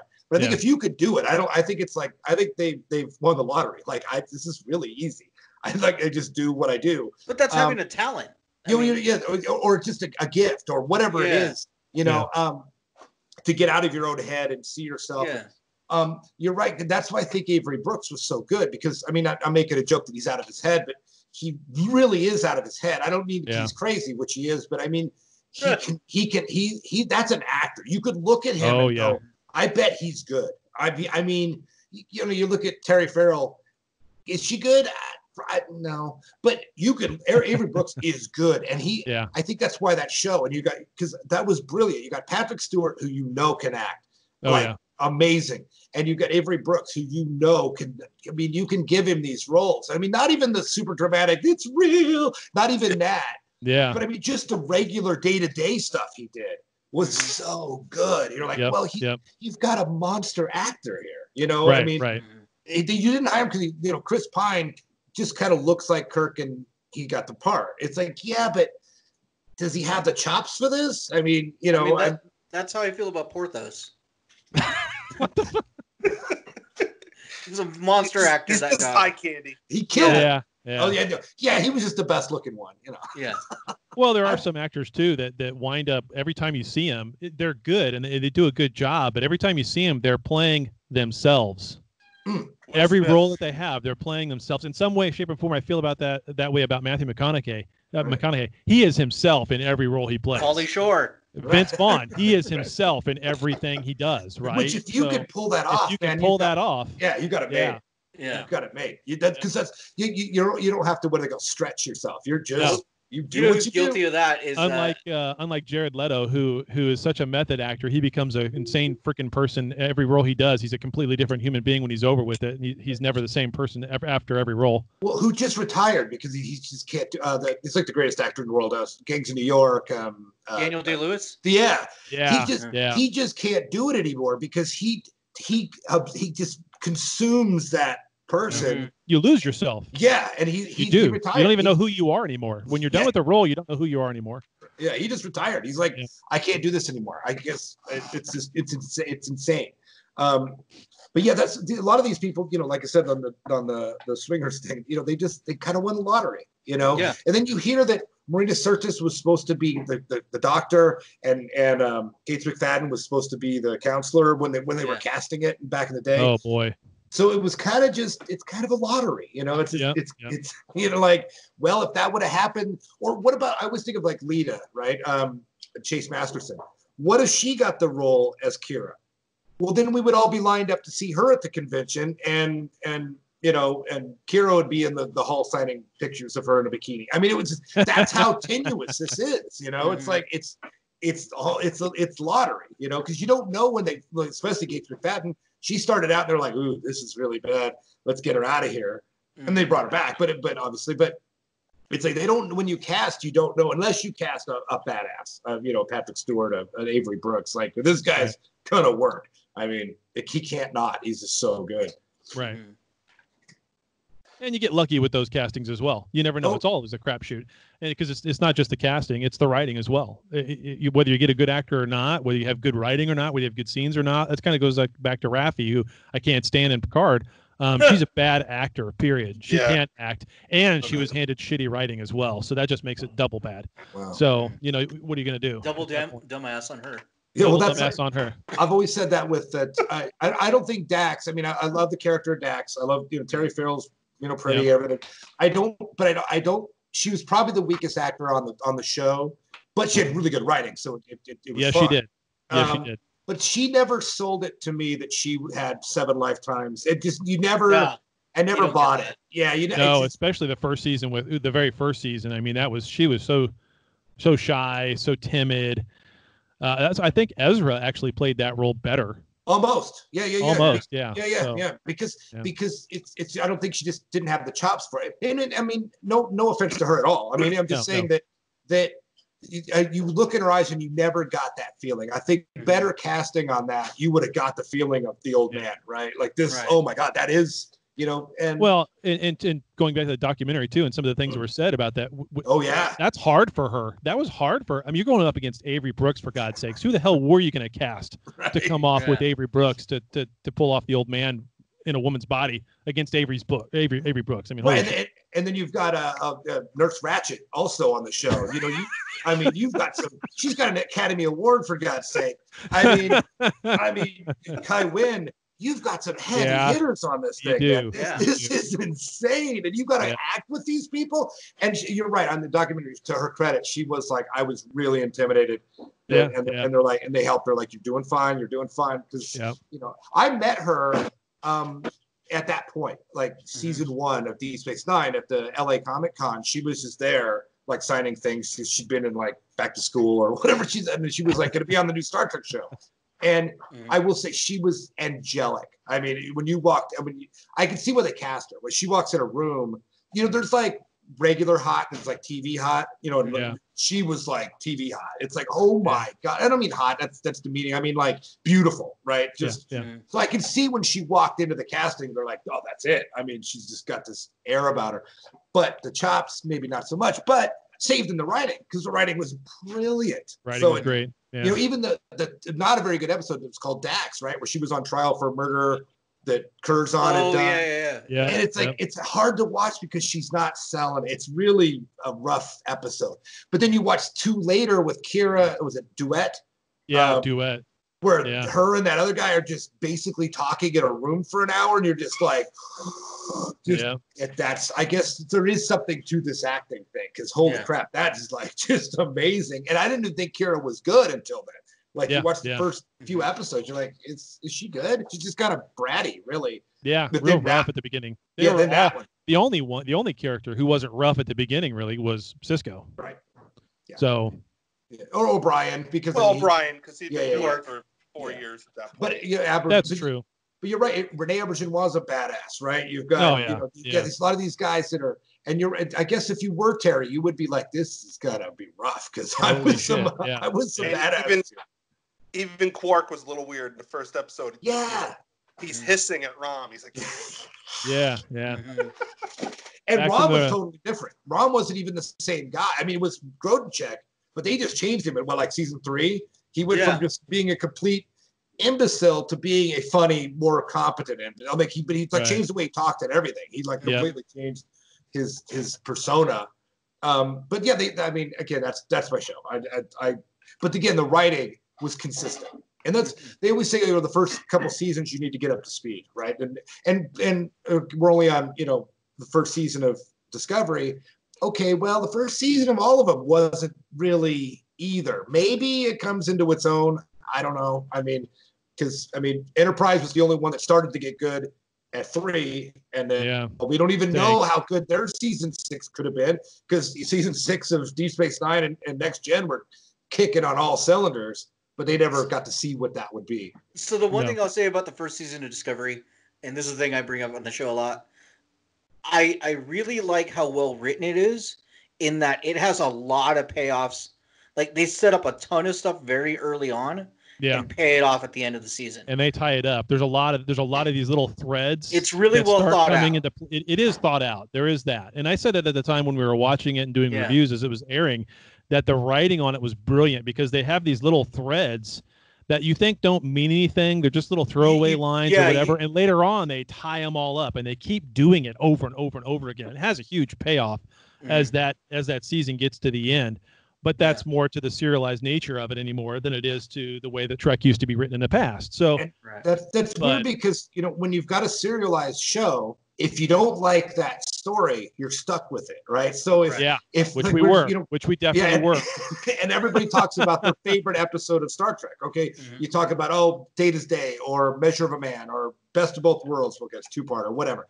But you're not stuck with that story, even though you wouldn't mind being stuck with it because it's amazing. But what if you're stuck with Tin Man which I just watched, or the one where the nanites? And I like that episode, but what if you're stuck with a season of that? Like that's a ballsy move. In the old days, if you didn't like it, wait till next week. There'll be a different story. If you don't like it, well, that's this whole year is this story. So hope you like it. And it has to be too epic. You can't write. In fact, when if you talk to people about their favorite episodes, they're always going to mention an epic one. Best of Both Worlds or Way of the Warrior. But a lot of everybody's, as soon as you get down to like number 3 on the list of favorite all-time episodes, it's going to be a Data's Day or one of these episodes that nothing really happens. It's just kind of a neat little story, Data's Day was what they were taking a Romulan ambassador or a Vulcan ambassador that ended up being Romulan. Spoiler alert. Lower Decks. Lower Decks. All right, you can't do you wouldn't write that as a movie, right? No. That's why I think the movies always fail because you had to write this big epic story and you can't write. Our favorite stuff in Star Trek is the in-between Lower Decks type of episode, type of situation. That's what they've got confused. You just nailed it right there, David. That's what they've got confused. What they've done in the past in the movies never really worked because it's this giant overarching epic thing. What worked on the television series was all these individual episodic stories. And what they've said is, well, we're CBS All Access, we're everything now with Star Trek.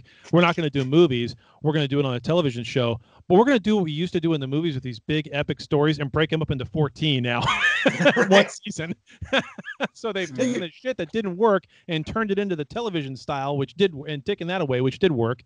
And you're right. You're stuck with it. Season 1 of Discovery, you're stuck with the Mirror Universe, and you're stuck with the Klingon War. Right. That's it. Season 2, you're stuck with the Red. Yeah, exactly. In Season 2, you're stuck with the Red Angel for what was it? 12. I mean, God. By the time we got through Season 2 of Discovery. Oh no. My mind blanked out horrible traumatic experiences like the Red Angel. Oh God, that just got so long in the tooth and so long-winded. It just anyway. But it's the same reason Trek doesn't work in video games. It's the same exact reason, because you can't do Data and Geordi having a conversation and having this funny little thing on a video game. You just can't. You can't do it. You can do it in a movie. They just won't. But you could do it. And if you take away your favorite episode, just take away your favorite like scenes. There's Geordi on the beach trying to get busy with that girl from engineering. I mean, I don't even know what episode that is. I don't even know what happens outside Picard Day. I'm not really sure what episode that. I think that's the one where where the other commander comes in and tells Troy to put on a uniform, which I love that Jellicoe, I think. Jellicoe, yeah. I think that's that episode, but I'm not 100% sure that that's the right episode. But that scene was just, it's the day-to-day, the day of the life type of episode. Day-to-day is literally a day of the life, right? Well, because those are all stories about the characters. Right. Characters. We don't have stories about characters anymore. We have stories about this overarching timeline, their overarching story itself, and not really about they're not character focused anymore. Right. None of them are. Now, Picard does a little bit. Picard does a little bit, but go ahead, Dan. Sorry. No, I was just gonna say we've talked about this in the past a couple times. How some of my favorite storylines are the B storylines from these episodes. One of the most powerful scenes from TNG that I still get a lump in my throat when Troy can't pass the bridge exam and she doesn't know why. And she finally figures out, holy shit, I have to kill Geordi. That's why I can't pass this. I have to kill Geordi. All right, let me go to the hall that can kill Geordi. And when they say he won't survive, and she says, I know, do it. That's an order. I get a lump in my throat. I couldn't tell you what episode that was, though. No, I don't either. I don't even know what the A line is in that. But you're right. That's a B storyline in that episode, and I don't know what the A is. But that is a perfect example. I don't even know what happened in that episode. I don't know what was. There was something else going on. It was the one. It was the one where Data was on the planet with the radioactive box, and he didn't have his memory. Oh, really? Because when he woke up back, when he woke up back on the ship, she had been promoted, and he was surprised. He was surprised to see that she was his superior now. Wow, check out the big brain. That's totally right. By the way, that's how badass the show was. Let's think about this just for a second. That episode, the Frankenstein one, where he goes down and he's like in that village, right? And that's epic. I mean, they didn't even need that other storyline. Like that's a monumental. That's a big one, right? But that show was so good that other thing that has more of an impact, or at least as much of an impact, was going on the ship that had nothing to do with what was going down, with the main storyline. That is like. To think about that in today's show, you'd be like, that's ridiculous. And that's just one random episode, right? And we'll do another one next week.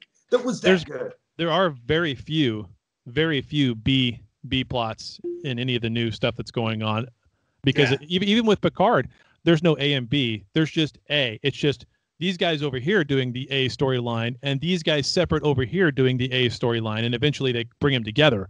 But it's all the same storyline. There's no subplot other than, of course, Raffi going and seeing her son, and who gives a? I mean, whatever. I could have done without that. But we said, like when Quark said, "Are we there yet?" on the show. Yeah. Again, that's just randomy stuff, right? But the yamak sauce and the self-sealing stem balls. Oh my god, delicious. Jake and Nog were awesome B storylines. Anytime they came on, they were always fun to watch, right? I was going to say, another famous, one of my favorite episodes? It's in the cards when Jake was trying to get the rookie card for his dad. Oh, yeah. I mean, there's no one's trying to destroy the universe. There's not a big, what do they call, light beam, the sky beam coming down, and it doesn't have to be that. They're trying to find a rookie. What did Nog call that? The Great River of Opportunity. Oh, That, the Great Material Continuum. Yes, Material Continuum. Yeah. The river will provide. Yes, that was awesome. God! But you've got, it was a funny episode. I mean, pretty much most of that was hilarious and trading up, and doing this, but again, that's the kind of shows. Now, I wouldn't want a season of that though. No, but it also goes back to highlighting how the characters were written at that time and how Trek characters are supposed to be written. Because as Nog talks about materialism, essentially, and how all these things flow and trade and how trade works, we all instinctively got that. Right. But that was so foreign to Jake and to O'Brien and to Sisko. That was so foreign to them. They had no clue. They were like, what the? They couldn't even keep up with that, right? Because it was so foreign to their way of thinking at that time. You don't go to the replicator and just make it? Yeah. Right. What's the deal? I don't understand. But there's lines in that show that changed, that formed Star Trek. Like when he said, Jake says all, smug, oh, we don't believe in money. But and then Nog says that you don't need mine. So I mean, but it's so good. That's so good. He wants to buy this Mickey Mantle rookie card. He's like, but we don't believe in mine. Then you don't need mine. So they had to go make it. And to make it in a half cashless society with it or universe, like it's so good. But again, they had time to do just those kind of episodes. They're not on a rush. We got to get to this big explosions and the big fight scenes and they didn't have to do that. They took their time. Even in the first seasons, they were just random because they were taking a page out of the original series. We could just have a random episode. This episode's about the replicators not working right. Whatever. We'll do a B story about, O'Brien and Keiko and whatever. Who cares? Whatever. And they'll just go, and it's brilliant. It's amazing. And we can just pop it on, smile, get a warm fuzzy, maybe even a lump in the throat, and then move on with our day. It doesn't have it's that has to be epic. No, it doesn't have to be epic. They weren't epic. This was never Star Wars. It never was. No. Right. No, and they've definitely made everything epic. Everything that happens on it's epic. They did have that nice little line when they were going to the Vegas planet, basically, where they're trying to get onto the planet and they're trying to figure out a way. Oh, no. This is when they were going to the Romulan planet and they couldn't get through the shield around the planet. And Rios goes, well, cash always works. And somehow Picard's supposed to have money. And they totally. Well, he hired Rios. Somehow he hired Rios. Yeah, somehow Picard's got money. He's hiring people. He's paying people. I mean, they've just totally taken the whole no money thing and just, it's gone. Or it's convenience. See, that, what do they say? Out of good art is made by, not limitations, but when your hands are tied and you've got, okay, we don't have money in the society. Let's work with that adversarial art from whatever I'm trying to say, but they had to follow these Star Trek rules, which made for those kind of episodes, like trying to get the Mickey Mantle rookie card. Creativity comes from adversity. Right? Yeah. That's it. Yeah. And you can't just wave a wand and go, well, they'll just pay them and we'll just move on. Well, no, you can't do that. In fact, if this was a real Star Trek show, I didn't say that. They would have had to do an episode about how he got money. Let's do an hour on him having to go to these star bases and do a kind of and again, it's not hard to come up with a way to get around this. He has a chateau, he has a vineyard, and he makes wine, for crying out loud. It's called trade and bartering, for shit's sake. It's really not that difficult. How many crates do you want of wine? We'll ship you this much over. It's real simple. It's not that hard. They didn't have to. Well, I mean, here's the thing. He has stuff, and maybe the Federation doesn't have, dollars, but there's Latinum. Yeah. The Cardassians have their currency. Everybody has their own currency. So, if we're in the United States, if you're doing a backdoor deal somewhere, you don't have to pay in dollars. If you got a suitcase full of euros, they'll take them. Right. But that would make for a good episode, right? That they didn't. not rushing to the end. It's like, okay, now he's got to figure out how to get money.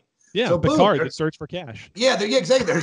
There's a side mission, right? It's a side mission. And like Spaceballs, the search for more money. Yeah. Right, exactly. And you know, it'd be great. You know, it'd be great to find out that, like, on Ferenginar, Chateau Picard is like Coca-Cola. It's everywhere. Yeah, it's everywhere.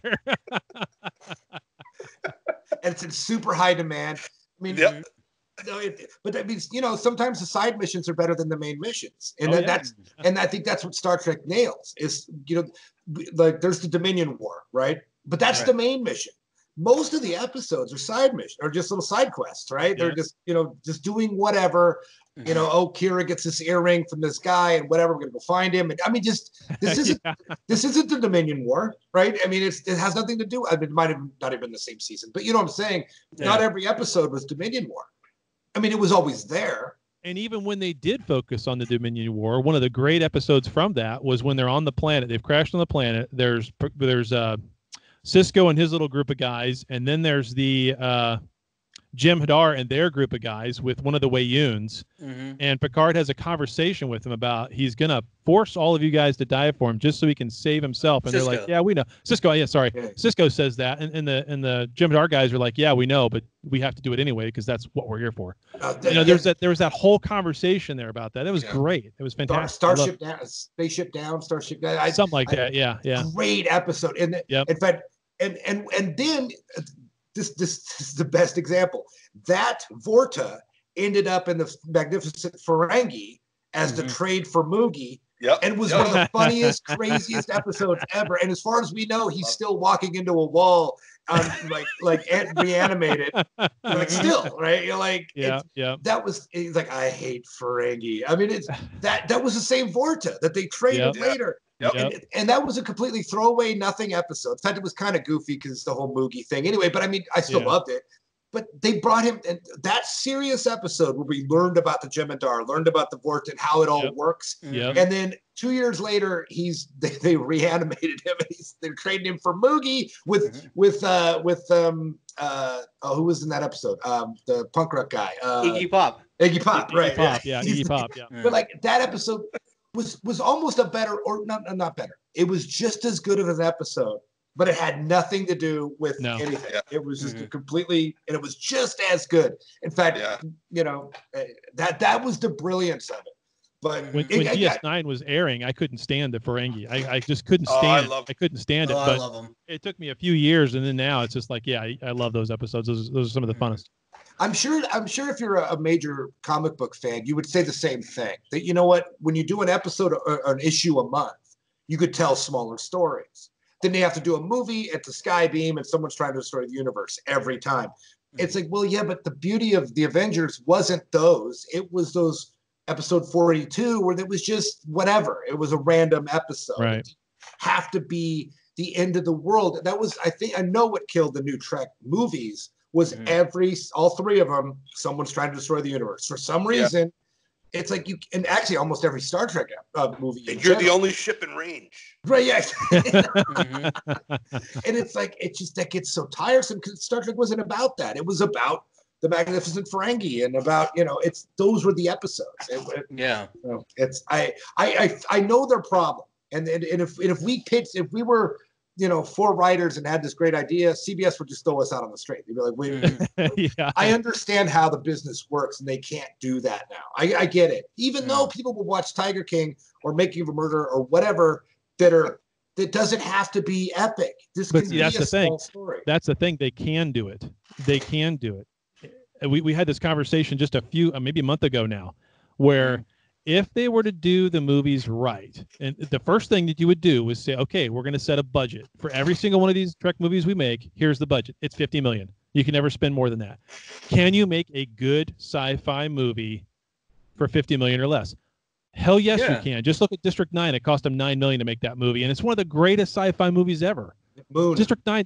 Moon. For crying. Sam Rockwell. I watched Moon yesterday. That's a great movie. It's a hell of a movie. They spent $15 million on that, $12 million on that. They spent nothing. They spent nothing on that. It's a hell of a movie.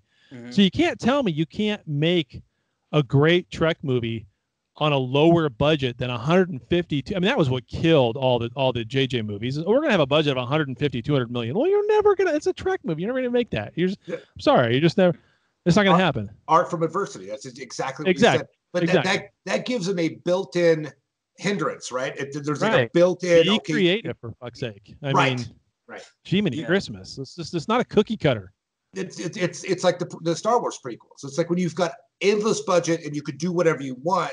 That's not the way you're supposed. That's not why the first 3 were good, right? It was you had to do with what you had in Art from Adversity. Right. And when you do whatever, you can just wave the non-canon wand over anything. It's, well, or you could wave the money wand and go, well, we'll just have a space battle. Well, that's not what made this great. I mean, we all love the Dominion War, but that's not. When I think of Deep Space Nine, I don't think of the big space battle with the Defiant. I mean, that was cool to watch. I'm not opposed to it, but that was.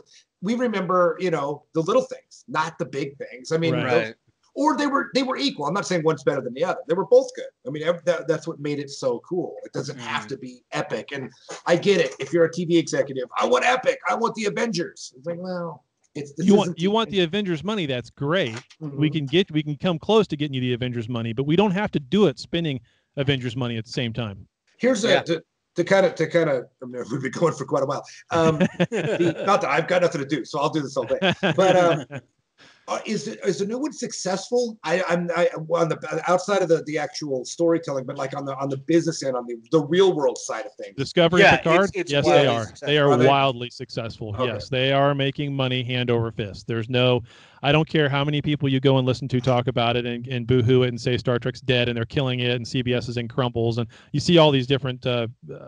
There's a group online who say that. There's a certain sect of the fandom that's saying that, but there's no evidence for that. All the evidence is quite the opposite, that it's doing very, very well. In fact, we got Picard because the first 2 seasons of Discovery did so well. Whether you like them or not, it doesn't matter. Whether even if you're a Trek fan, like their 5-year subscriber goal. They beat that in 2 years. They beat it in 2 years. Yeah, it's the numbers are way up. So they have more subscribers than Apple TV has subscribers. So just think about that for a moment. When you're almost forced to get a free Apple TV subscription when you buy a phone, for crying out loud. So, with that said, I mean, say what you want about Discovery and whether it's good Trek or it's bad Trek or whatever. We got Picard because of Discovery, and we're going to keep getting more Trek because of what Discovery was able to pull off. They've got other like shows 2 or 3 other shows in development. Yeah, we got Lower Decks in development. We've got the Nickelodeon show. They haven't said what the name. It's a kid show, but they haven't said what the name of that is. We got Section 31. Now it looks like we may have a Pike one, and they're in discussions and thinking about what if we have a 7 of 9 Jerry Ryan spinoff from Picard. I think that's just a rumor. I don't think that's going to be. Yeah, maybe not. But I mean, if you can take 1 season of Michelle Yeoh playing Giorgio. And turn that into a Section 31 off of that. Yeah. How could you not take Jerry Ryan's 7 of 9 and turn it into its own, Fintress Rangers show or something like that? But David has no clue what the Fintress Rangers are, but that's okay. But this is kind of a primer. That is a good theme for the episode. It's like if you're like me and you haven't really been, you're kind of have kind of missed this. It's kind of a good catch up because I didn't. I'm now inspired to watch it, and since my schedule is pretty clear, I think I probably will. Well, you can watch them for free, like I told you. It's free. Yeah. You got a whole month. So. Yeah, and you suggest watching Picard. Oh yeah. Discovery. Yeah. Oh yeah. You're gonna like that a lot more than you're gonna like Discovery. I already know that. Okay. So So and how much you like Picard or not, that'll be interesting to know. But we'll have to check back in because again, my schedule is really clear. Yeah, that'd be good. That'd be good. Dan's not on a beach somewhere. Oh, he won't be. Okay. None of us will be right here. Yeah.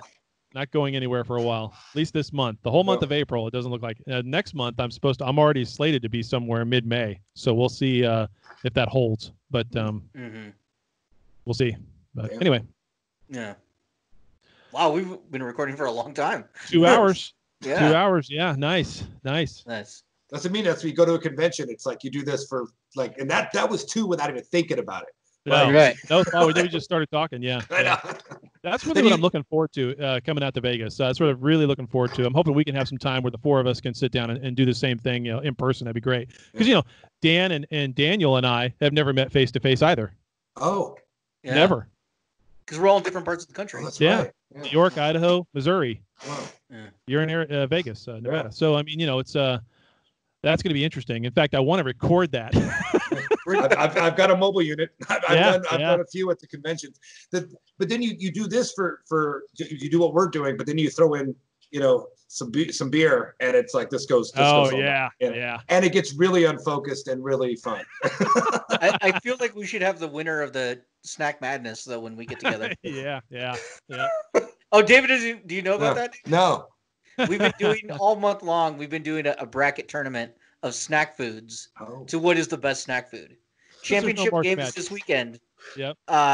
Or Monday. It's cheeseburgers versus nachos. Yeah, in which the one's championship. better? Yeah, everybody's voting on the Facebook. Everybody's voting. This was to take the place of March Madness. Right. Yeah. Much sadness as it is right now. Yeah, no kidding. Well, we're in Vegas. I'm used to having 5 million people here right now. I mean, it's Yeah. Right. This is insane. And all kinds of betting going on in every sport you can imagine, and there's none of that. I mean, I'm so hard up on not getting any sports that I'm following Bob Menery now on TikTok, where he's always doing commentary over old sports clips, and of course he's like, "Here comes Jerry. He's coming up to the tee. I heard Jerry had a hard night last night. He's too much coke, blow, and training. So look at God, that swing's horrible. Now he's throwing his club into the water. You see the guy throw the club in the water. He's like, some guy goes out to retrieve the club, and he's like, I wouldn't touch that club with a 10-foot pole. There's probably training juice still on that. So I'm stuck doing that over commentary over sports because I got nothing else sports wise to digest. It's bad. It's crazy. Well, this helps, by the way.